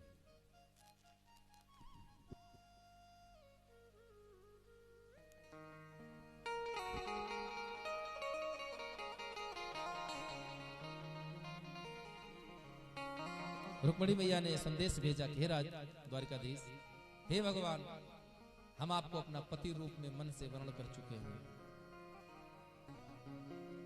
और इधर हमारे भाइयों ने हमारा विवाह चेद देश के राजा है शिशुपाल के साथ तय कर दिया है, लेकिन मैंने वर्ण आपका किया है। इसलिए हे जगतपति, पूर्वे धुरस्ति महती कुल देवी यात्रा, हमारे यहाँ विवाह के पूर्व में कन्या कुल देवी की पूजा करने के लिए जाती हैं, और मैं पूजा करने आऊंगी, आप वहीं से आकर के हमारा हरण करके ले जाइए, हमसे विवाह कर लीजिए। आइए हम सभी लोग झांकी माध्यम से विवाह का अवलोकन करेंगे। उसके पूर्व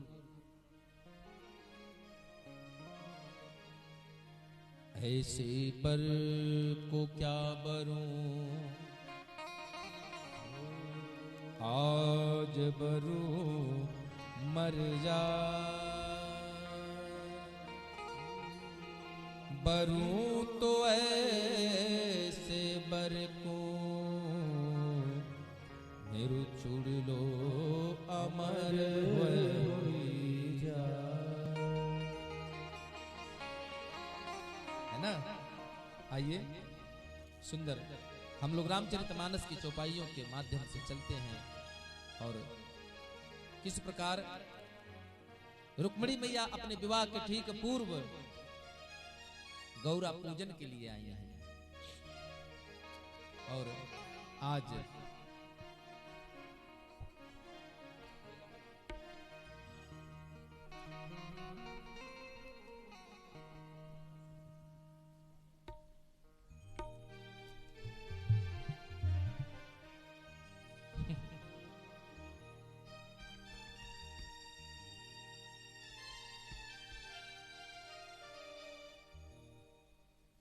सजा दो घर को गुलशन सा मेरे सरकार आए, सजा दो घर को गुलशन सा मेरे सरकार आए, सजा दो घर को गुलशन सा मेरे सरकार आए।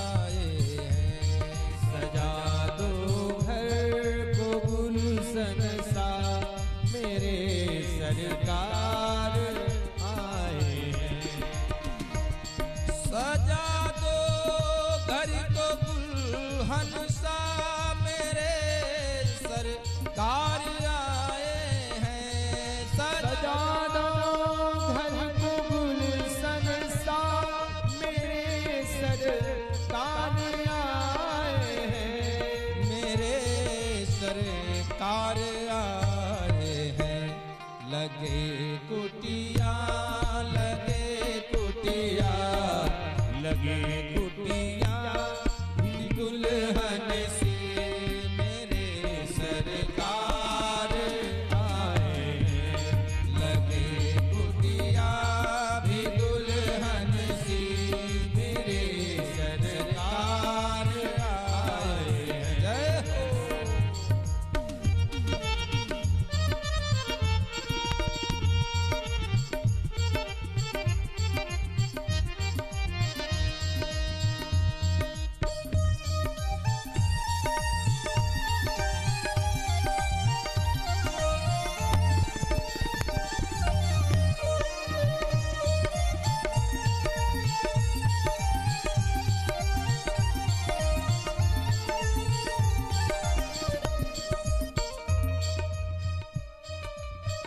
इनके चरणों को बहाकर प्रेम की गंगा पधारो। इनके चरणों को बहाकर प्रेम की गंगा, बहाकर प्रेम की गंगा बिछा दो अपनी पलकों को, बिछा दो अपनी पलकों को मेरे सरकार आए हैं। बिछा दो अपनी पलकों को मेरे सरकार आए हैं। बिछा दो अपनी पलकों को मेरे सरकार आए हैं। बिछा दो अपनी पलकों मेरे सरकार आए हैं। मेरे सरकार आए हैं। लगे कुटिया भी दुल्हन सी, लगे कुटिया भी दुल्हन सी मेरे सरकार आए हैं। लगे कुटिया भी दुल्हन सी मेरे सरकार आए हैं। यादो घर गुल संसा मेरे सरकार आए हैं।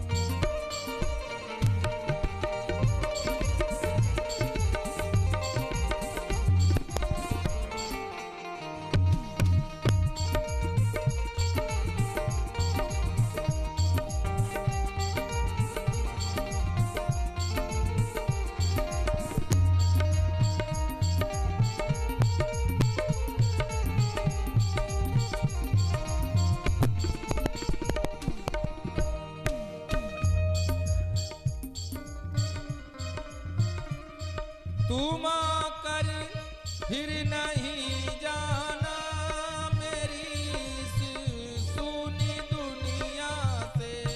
तुम आकर फिर नहीं जाना मेरी सूनी दुनिया से। तुम आकर फिर नहीं जाना मेरी इस सूनी दुनिया से। तुम आकर फिर नहीं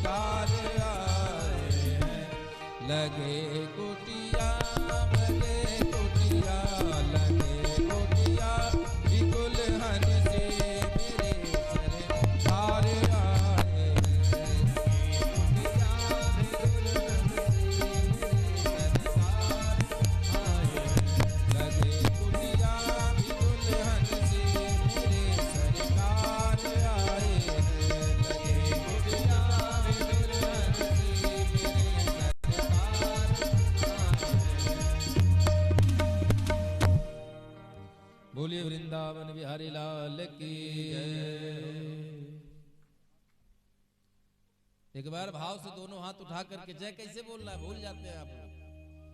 जय जय श्री राधे, जय जय श्री राधे श्याम। और आइए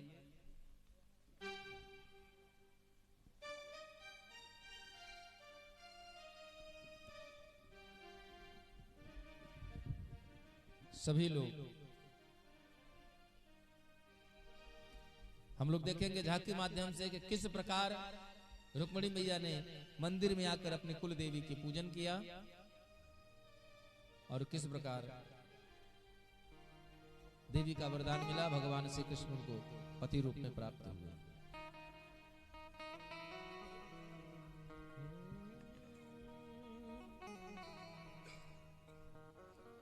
जय जय जय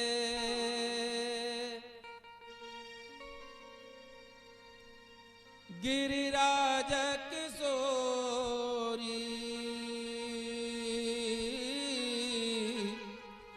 जय महेश मुख चंद्र चकोरी, राम सिया राम सिया राम जय जय राम, राम सिया राम सिया राम जय जय राम। ओ जय गजवदन खड़ानन माता,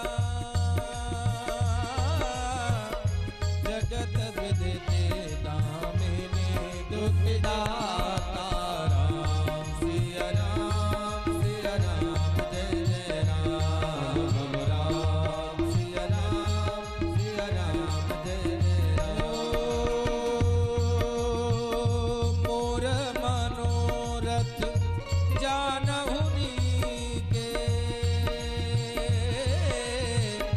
बसहि सदा पुर सबही के, राम सिया राम जय जय राम, राम सिया राम जय जय राम। ओ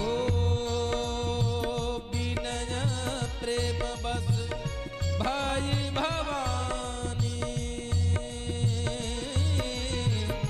हसी माल मूरति मुस्कानी, राम सिया राम जय जय राम, राम सिया राम जय जय राम। हो जेहि कर जेहि पर साथ स्नेहु,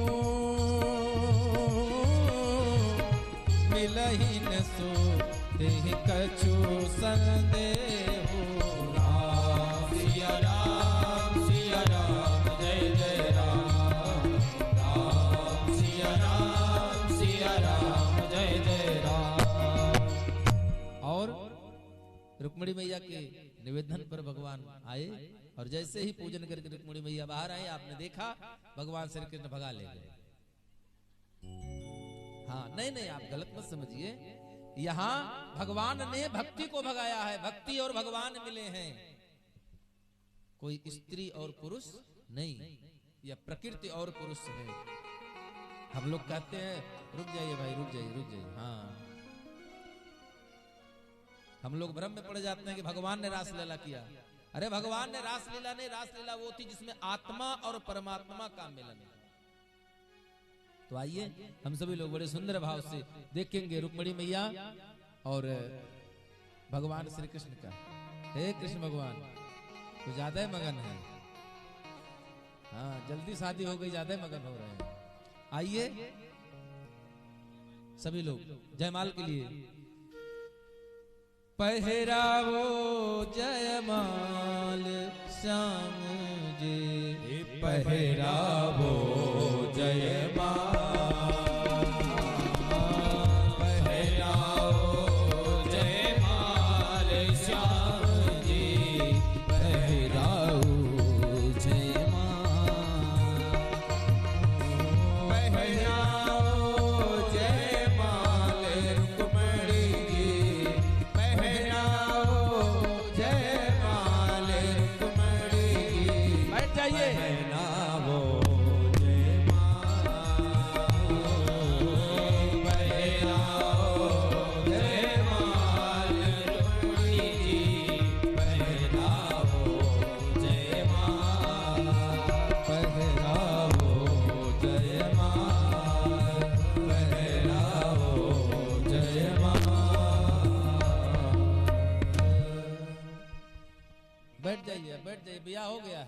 बैठ जाइए।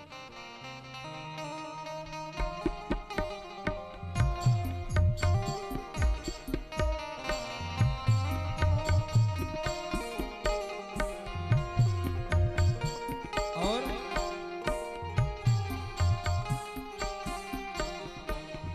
हम सभी लोग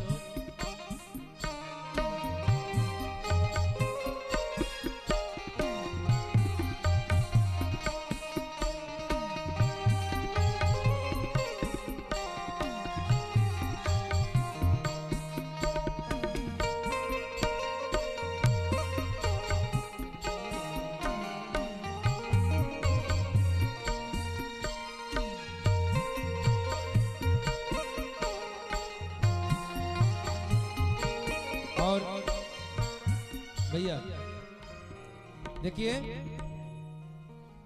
सुंदर मुख्य जजमान जी और सभी भक्त जो हैं, देखिए आप लोग बैठ जाइए, इत्मीनान से बैठे बैठे फोटो लीजिए, लेकिन बैठ जाइए। और सभी भक्त जो भी विवाह के निमित्त, आज पद पूजा है, बरबरण है, कन्यादान के निमित्त जो भी कुछ लेके आए हों, बताए थे ना कलयुग वाला सोना सब ले आइएगा।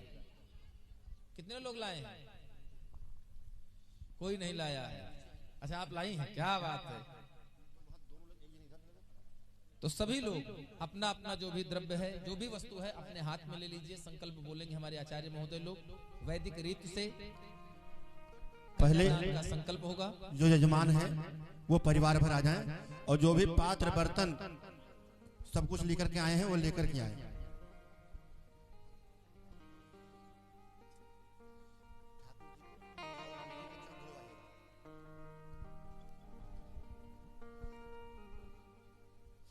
ये मिष्ठान उष्ठान यहाँ से हटा दीजिए, जगह बना दीजिए।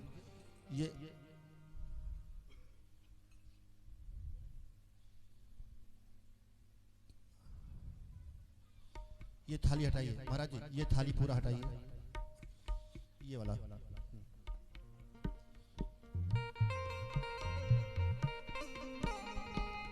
आप परिवार भर इधर आइए, परिवार भर इधर आइए।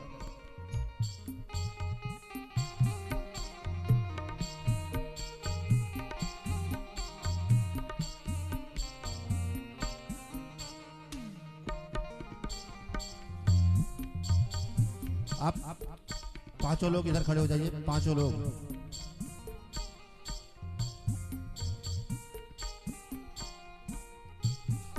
चलिए आचमन कराइए इनका, महाराज जी आचमन कराइए। ये सामान रख दीजिए, अभी सामान रख दीजिए किनारे, जो भी लाई है अभी रख दीजिए सामान।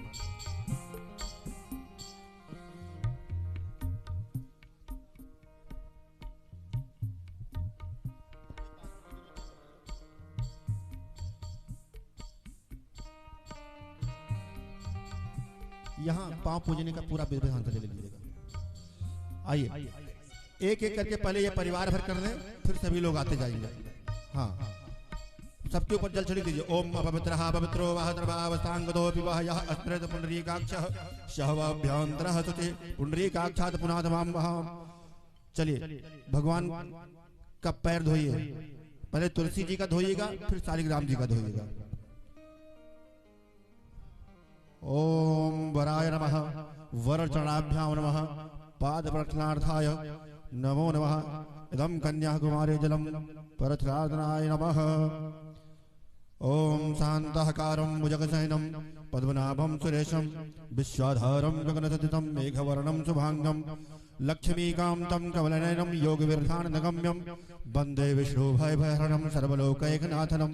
चलिए आप चारों लोग पैर धोइए, पहले तुलसी जी का धोइएगा, फिर शालिग्राम जी का धोइएगा।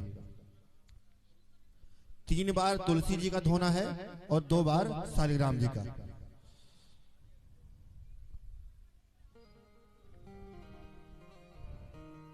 आइए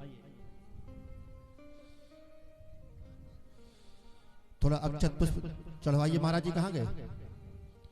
इधर आइए, अक्षत पुष्प दीजिए फटाफट। अक्षत पुष्प लेकर चढ़ाइएगा इनके ऊपर।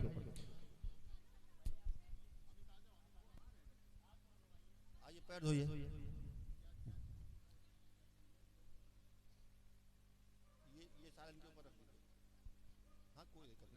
आने दीजिए, फिलहाल जल धोइए, तब तक पैर धोइए, पैर धो, दान करते समय वो रख लीजिएगा। 3 बार तुलसी जी का, 2 बार शालिग्राम जी का। ओम पादोदपाद्यम हस्त्योर्यर्घम मुखे आचमनीयम जलम समर्पयामि। अक्षत पुष्प इनके ऊपर चढ़ाइएगा, सभी लोग साथ में चढ़ाइएगा, 5 लोग एक साथ में चढ़ाइएगा। ओम कन्या का पूजन किया जाता है, इसलिए तुलसी जी पर ही चढ़ाइएगा। ओम या देवी सर्वभूतेषु जगत रूपेण संस्थिता नमस्तस्यै नमस्तस्यै नमस्तस्यै नमो नमः। सर्वमंगल मांगल्ये शिवे सर्वार्थ साधिके शरण्ये त्र्यंबके गौरी नारायणी नमस्तुते। जो कुछ आपको दान करना है, वस्त्र, पात्र, ये दान हो चुका है। इसमें जल आपने पैर धो दिया, ये हो चुका है। बाकी बचे बर्तन देखिए, ये रहने दीजिए, ये हो गया। हाँ हाँ, आइए इनके ऊपर जल छिड़किए भैया। महाराज जी, महाराज इनके ऊपर जल छिड़के, दोनों लोगों के ऊपर। हाँ चलिए, 3 बार जल उसी परात से निकाल करके तुलसी जी पर और शालिग्राम जी को लगाइएगा 3 बार।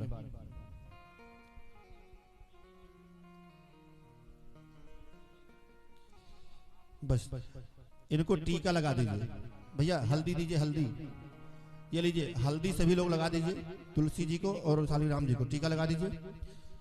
जल्दी करिए, बहुत लोग हैं। आप भी लगाइए, हल्दी लगाइए। बहुत मुश्किल से समय मिलता है जब कन्या बड़ी होती है और उसको हल्दी लगाने का अवसर प्राप्त होता है। जीवन का प्रमुख हिस्सा है हल्दी लगाने का। कहा जाता है भाई हाथ पीला करना है, तो ये बहुत बड़ा भाग्य है जो हम लोग भगवान और माता जी का हाथ पीला करने का सौभाग्य मिला है। हाथ में जो कुछ लिए हैं वो ले लीजिए। इधर से फूल ले लीजिए, फूल इधर से ले लीजिए। आप दोनों साथ में रहिएगा, आप दोनों साथ में रहिए, एक साथ में लेना है। आप इनके हाथ में दीजिए, आपके हाथ में दीजिए जो कुछ देना है, और आप नीचे से हाथ लगाइए। जो भी सामान है उसी पर रख करके हाथ लगाइए। ओम विष्णुवे नमः। 3 बार भगवान विष्णु का नाम लीजिएगा। ओम विष्णुवे नमः, ओम विष्णुवे नमः, ओम विष्णुवे नमः। विष्णु विष्णु विष्णु श्रीमद् भगवते विष्णुराज्ञः पर्वतमानस्य दिश्रितोदबाराः कल्पे वैवासनं मंत्रे अष्टामशततमे युगे कल प्रथम चरणे बौद्धावतारे भ्रूलोके जम्मूद्वीपे भरतखंडे भारतवर्षे आर्यावर्तक देशांतर्गते अयोध्या नैमित मध्यभागे लक्ष्मणपुरी नगर अंतर्गते शुभ स्थाने पटेल नगर परिक्षेत्रांतर्गते अमुक नाम भवन संख्याया शुभ स्थानांतर्गते इह समय खष्टम दिवसे श्रीमद् भागवत कथा अंतर्गत। बोलिएगा अपना गोत्र नाम। सापत्नी को हम, सापत्नी सहित मम सापरिवारस्य दीर्घायु आयु आरोग्यता उत्तम स्वास्थ्य धन धान्य मोक्ष कामनाया हेतवे यह समय श्री कृष्ण रुक्मिणी विवाह अंतर्गत इदम सामग्री नाना प्रकारेण वस्त्र धन स्वर्ण आभूषण रजत आदि आभूषण सहित कन्यादान हेतवे इमाम सामग्री महम संप्रददे। भगवान को स्पष्ट ला कर वहीं रख दीजिए, कुछ दक्षिणा रख दीजिएगा। और नेग निकाला जाता है, इन लोगों को नेग दिया जाता है जो भजनिया होते हैं, गाने वाले होते हैं, ठीक है। तो इनका नेग भी चाहिए होगा, इन सभी को नेग दीजिएगा जाकर के।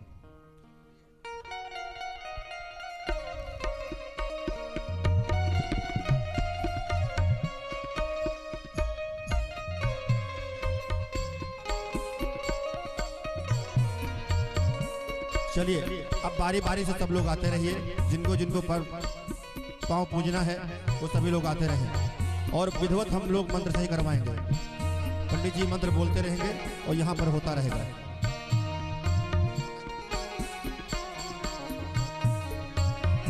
सुधाकर जी महाराज इधर से आ जाइए, सबको अक्षत पुष्प देते रहिए और कन्या पूजन कराते रहिए। यही नीचे ही यहाँ सब कोई आएगा, जल चढ़ाएगा, जल लगाएगा और अक्षत पुष्प के साथ जो कुछ लेकर के आए हैं पंडित जी संकल्प बुलाते जाएंगे और सबको चढ़वाते जाएंगे।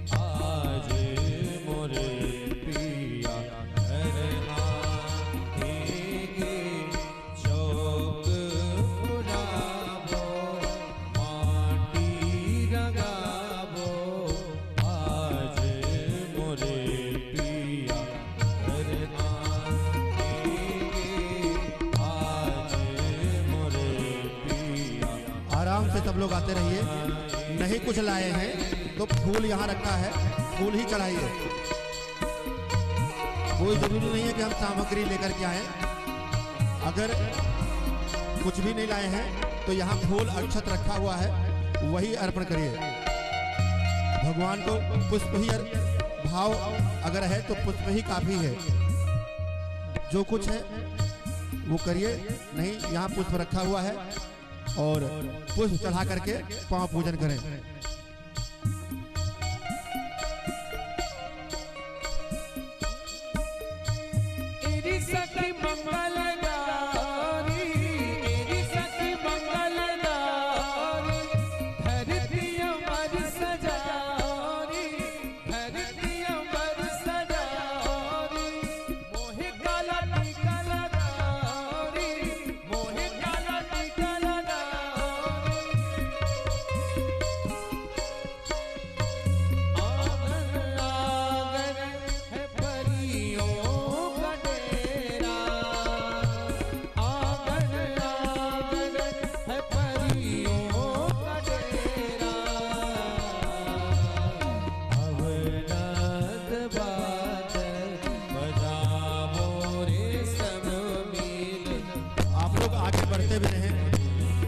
लोगों को और भी मौका मिलता रहे।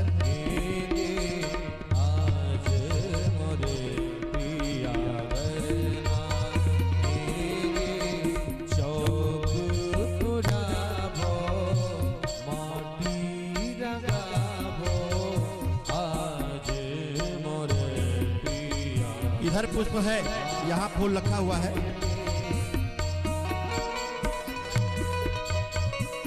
आते रहे, आप अपने आप चढ़ाइए।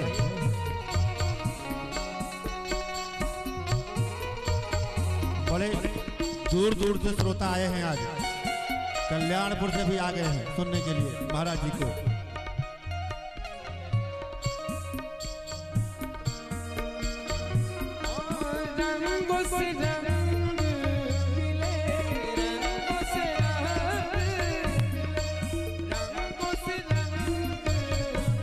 आराम से, आराम से, बहुत समय है हमारे पास। पीहू पीहू पपिया,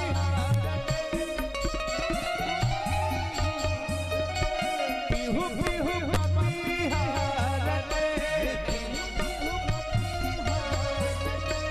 कुहू कुहू बोया, कुहू कुहू बोया, सतिया गोरे पे डाली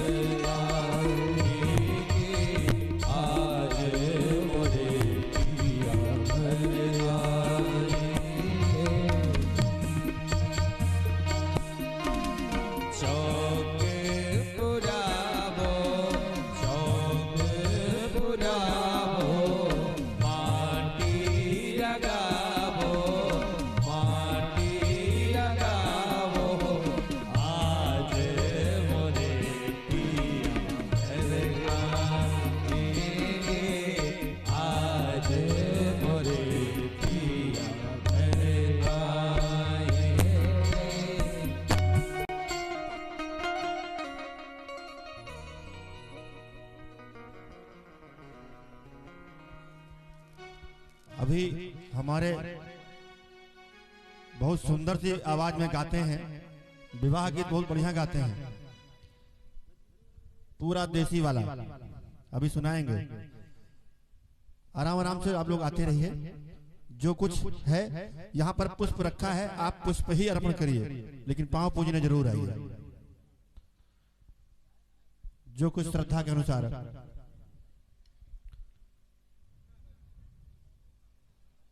पीछे से लोग आ सकते हैं, अब जगह खाली हो रही है।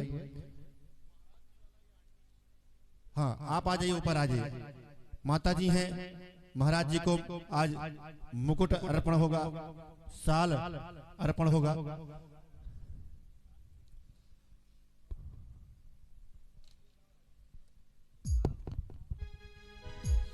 आइए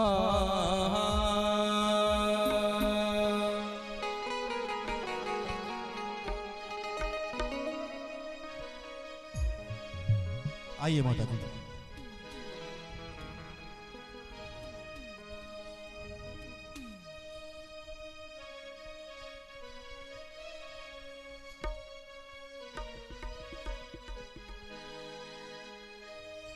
अरे की जोड़ी अजब बनी, की जोड़ी गजब बनी, अरे की जोड़ी गजब बनी, बहुत सुंदर की जोड़ी गजब बनी, आज दूल्हा बने सरकार, आज दूल्हा बने सरकार, की जोड़ी अजब बनी, आज दूल्हा बने सरकार, की जोड़ी अजब बनी, आज दूल्हा बने सरकार, की जोड़ी अजब बनी, की जोड़ी अजब बनी, की जोड़ी अजब आ जाइए भैया, संकल्प कराइए, संकल्प करा करके की जोड़ी अजब बनी, आज दूल्हा बने सरकार, आज दूल्हा बने सरकार, की जोड़ी अजब बनी, आज दूल्हा बने सरकार, की जोड़ी अजब बनी।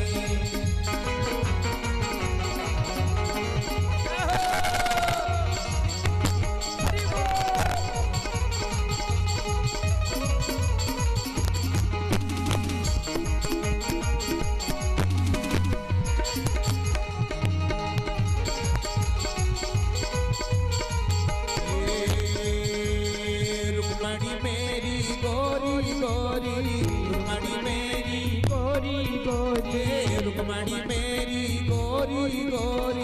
रुक्मणी गोरी गोरी गोरी, और श्यामे सरकार, और श्यामले सरकार, की जोड़ी अजब बनी, आज दूल्हा बने सरकार, की जोड़ी अजब बनी, आज दूल्हा बने सरकार, की जोड़ी अजब बनी, की जोड़ी अजब बनी।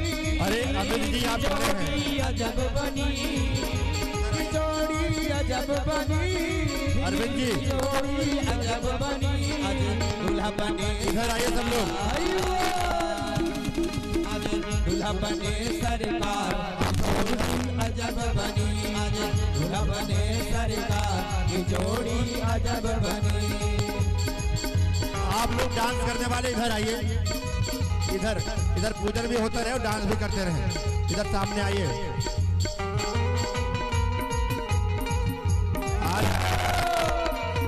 तब तक आरती नहीं होगी जब तक सब लोग नहीं नाच लेंगे। आइए इधर आइए, इधर आइए।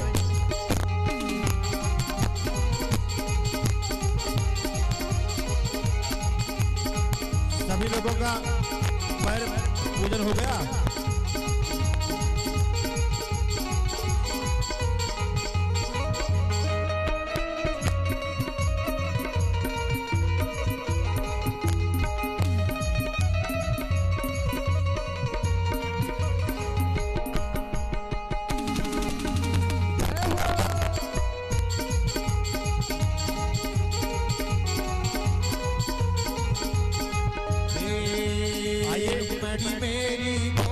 आइए डांस में आइए सब लोग। रुक्मणी मेरी गोरी गोरी, रुक्मणी मेरी गोरी गोरी, रुक्मणी मेरी गोरी गोरी, सावले सरकार, सावले सरकार, जोड़ी अजब बनी, आज दूल्हा बने सरकार, जोड़ी अजब बनी, आज दूल्हा बने सरकार, जोड़ी अजब बनी।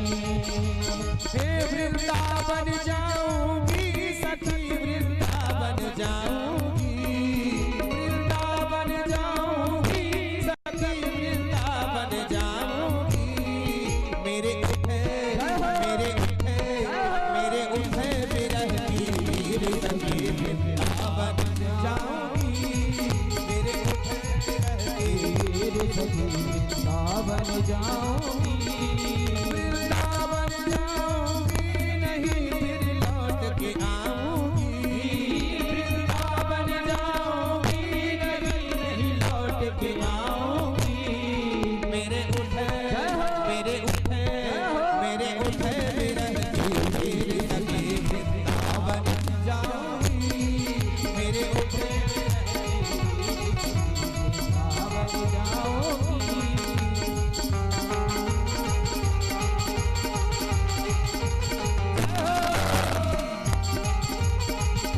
पूरा जयमाल हो गया, कोई ने डांस नहीं किया, बताइए।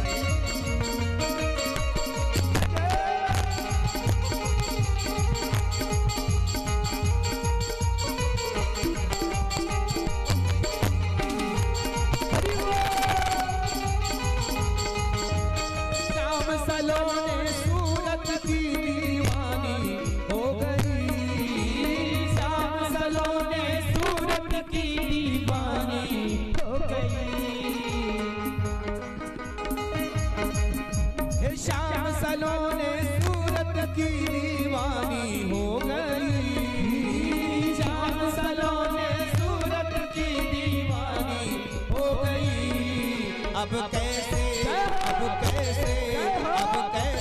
धरो धीर सखी वृंदावन जाऊंगी, अब कैसे धरो धीर सखी वृंदावन जाऊंगी, वृंदावन जाऊंगी सखी वृंदावन जाऊंगी, वृंदावन जाऊंगी सखी वृंदावन जाऊंगी। मेरे उठे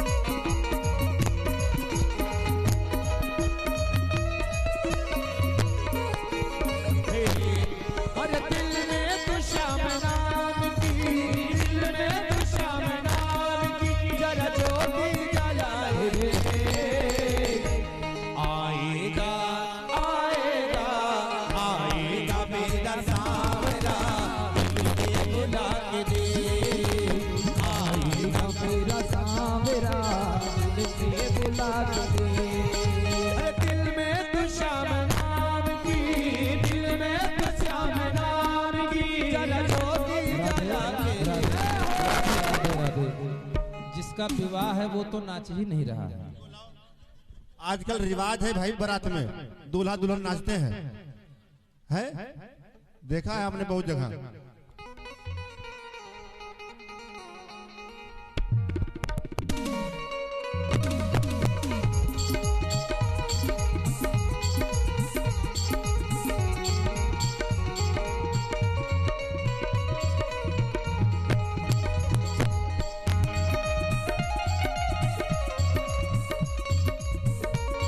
ये बंसी यहाँ रख दो और बढ़िया से सुंदर सा डांस करो।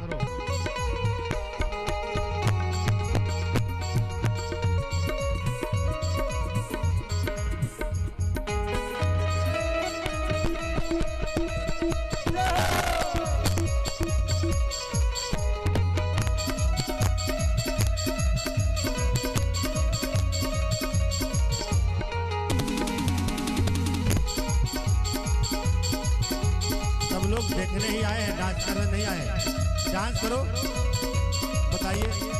सब लोग खाली देखने के लिए खड़े हैं। रुकिए, ये लोग खाली देखेंगे। देखने वाला तो आप लोगों ने देख लिया, अब झूम के दिखाओ। ऐसे कैसे? भगवान के बारात में हो और भगवान को जो अपना मानता है वही तो नाचेगा।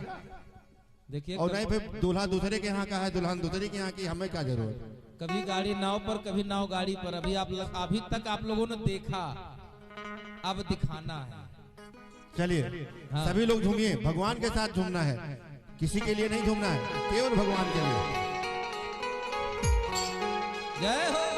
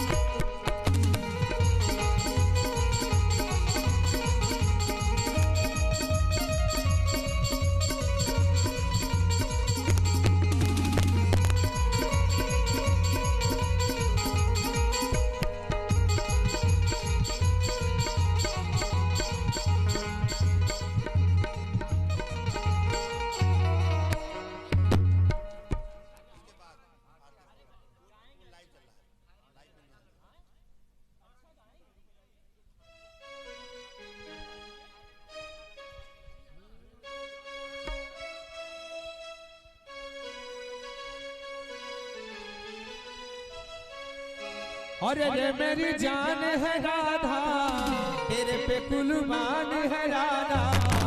और रे मेरी जान है राधा तेरे पे कुर्बान है राधा।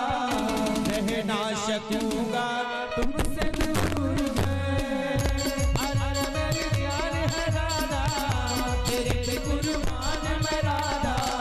रह ना सकूंगा तुमसे दूर मैं।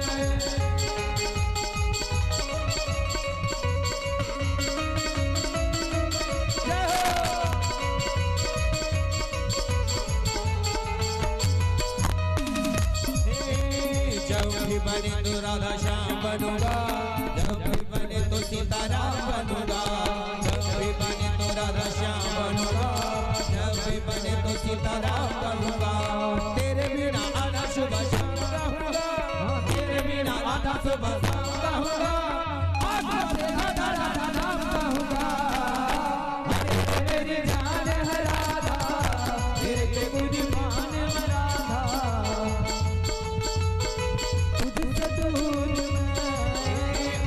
मेरी जान है राधा तेरे पे कुर्बान मैं राधा।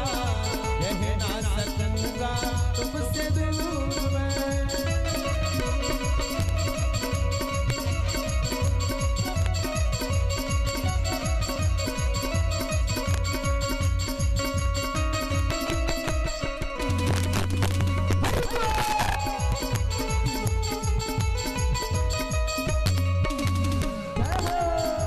सुंदर नैन विशाल मोहनी शोरत प्यारी है, कितनी ग्वालिन गोपियां तू सबसे न्यारी है।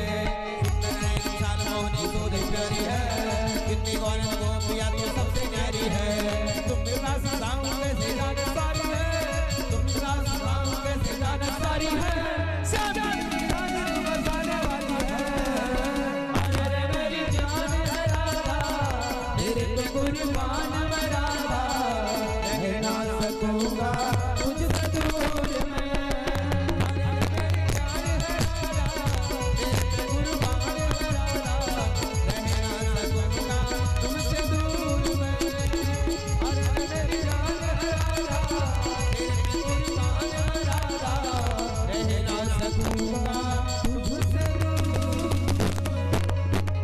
बस अभी हम लोग आरती वारती करेंगे। आनंद आया तो जोर लगा के हाथ उठाइए। राधे राधे। आरती के बाद में प्रसाद लेंगे और प्रसाद लगाने वाले प्रसाद लगाएंगे। भैया 4 लोग हैं, 2 तो 4 दो, नहीं तो अकेले ना दो। ये बात गलत हो जाएगी।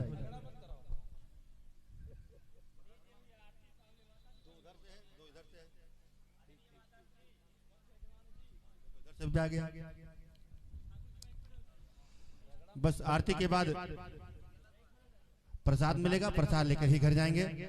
भागवत में आई तो बिना प्रसाद लिए न जाइए, कुछ भी हो जाए। और आज तो विवाह का प्रसाद है, महाप्रसाद जिसको बोला जाएगा। ये लीजिए और भी लीजिए भाई, बांट के लीजिएगा। ऐसा नहीं है कि मतलब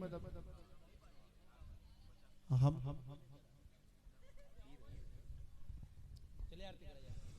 ओम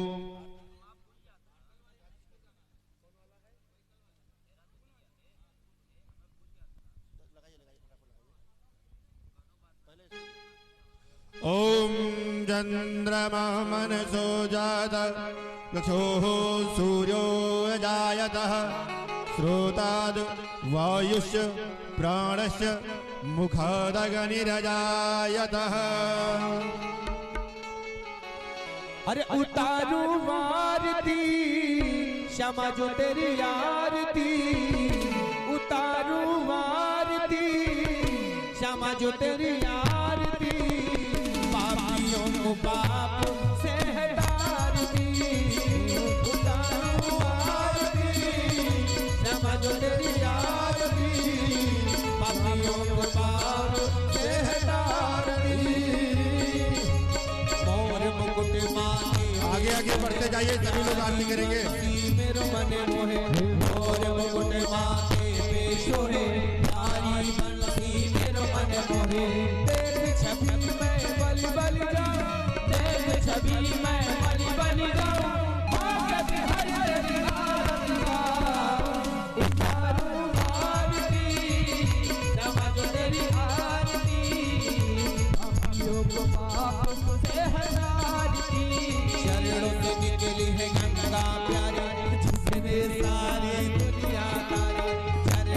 प्रसाद अल्लाह प्यारे जिसने सारी दुनिया तारी उन चरणों के दर्शन पाओ उन चरणों के दर्शन पाओ पाप हर दरिया रंगा आरती जब लोग ताली बजाते रहिए। पापियों को पाप से हटाती उतारू आरती नमज तेरी आरती पापियों को पाप से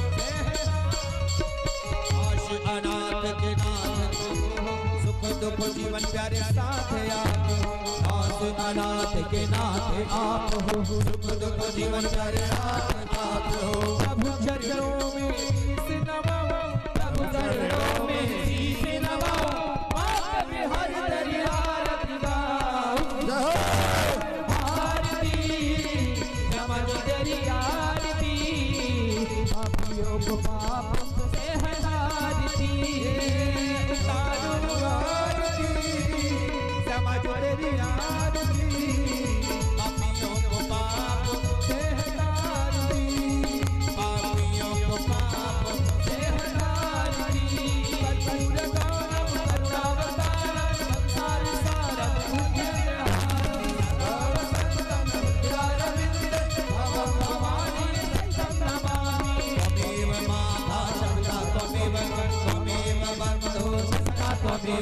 त्वमेव विद्या त्वमेव त्वमेव सर्वं मम देव उतारू आरती नमः तेरी आ जाइए सब लोग पीछे से इन लोगों ने नहीं किया है आकर कर ले।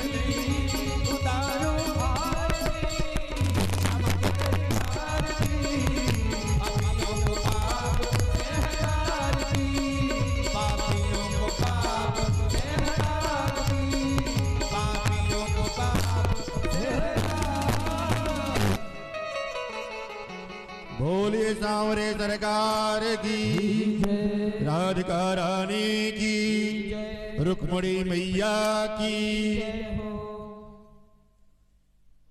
आचमन करा दीजिए बैठ जाइए। और सबके हाथ खड़े होने चाहिए, हाथ जोड़े हुए भगवान से प्रार्थना करने के लिए। आपको पुष्प दिया जाए, यजमान जो है उनको हाथ में फूल दिया जाए और हम लोग प्रार्थना करेंगे। यदा कदाचित मन भाव किसी भी प्रकार से हम लोगों से कोई त्रुटियां हुई हो तो प्रभु आप क्षमा करिएगा। हाथ से पुष्प ले लीजिए, प्रार्थना करिए सभी लोग अपने स्थान पे खड़े होकर के हाथ जोड़ करके। ओम आवाहनम न जानामि तपयर्चनम पूजां च न जानामि क्षम्यतां परमेश्वरः। मंत्रहीनं क्रियाहीनं भक्तिहीनं जनार्दनः यत्पूजितं मया देवः परिपूर्णं तदस्व मे। यदि अक्षर पदभस्नं मात्राहीनं यद् भवेत् तत्सर्वं क्षम्यतामदेवः। प्रसीद परमेश्वरः। नाना सुगंधि पुष्पाणि यथा कालोदि भवानि च पुष्पांजलिर्मया दत्त्वा गृहाण परमेश्वरः। बोलिए सांवरे सरकार की। क्षमा याचनां समर्पयामि, प्रार्थना पूर्वक निवेदनम समर्पयामि। सभी लोग अपने स्थान पर एक बार घूम लेंगे।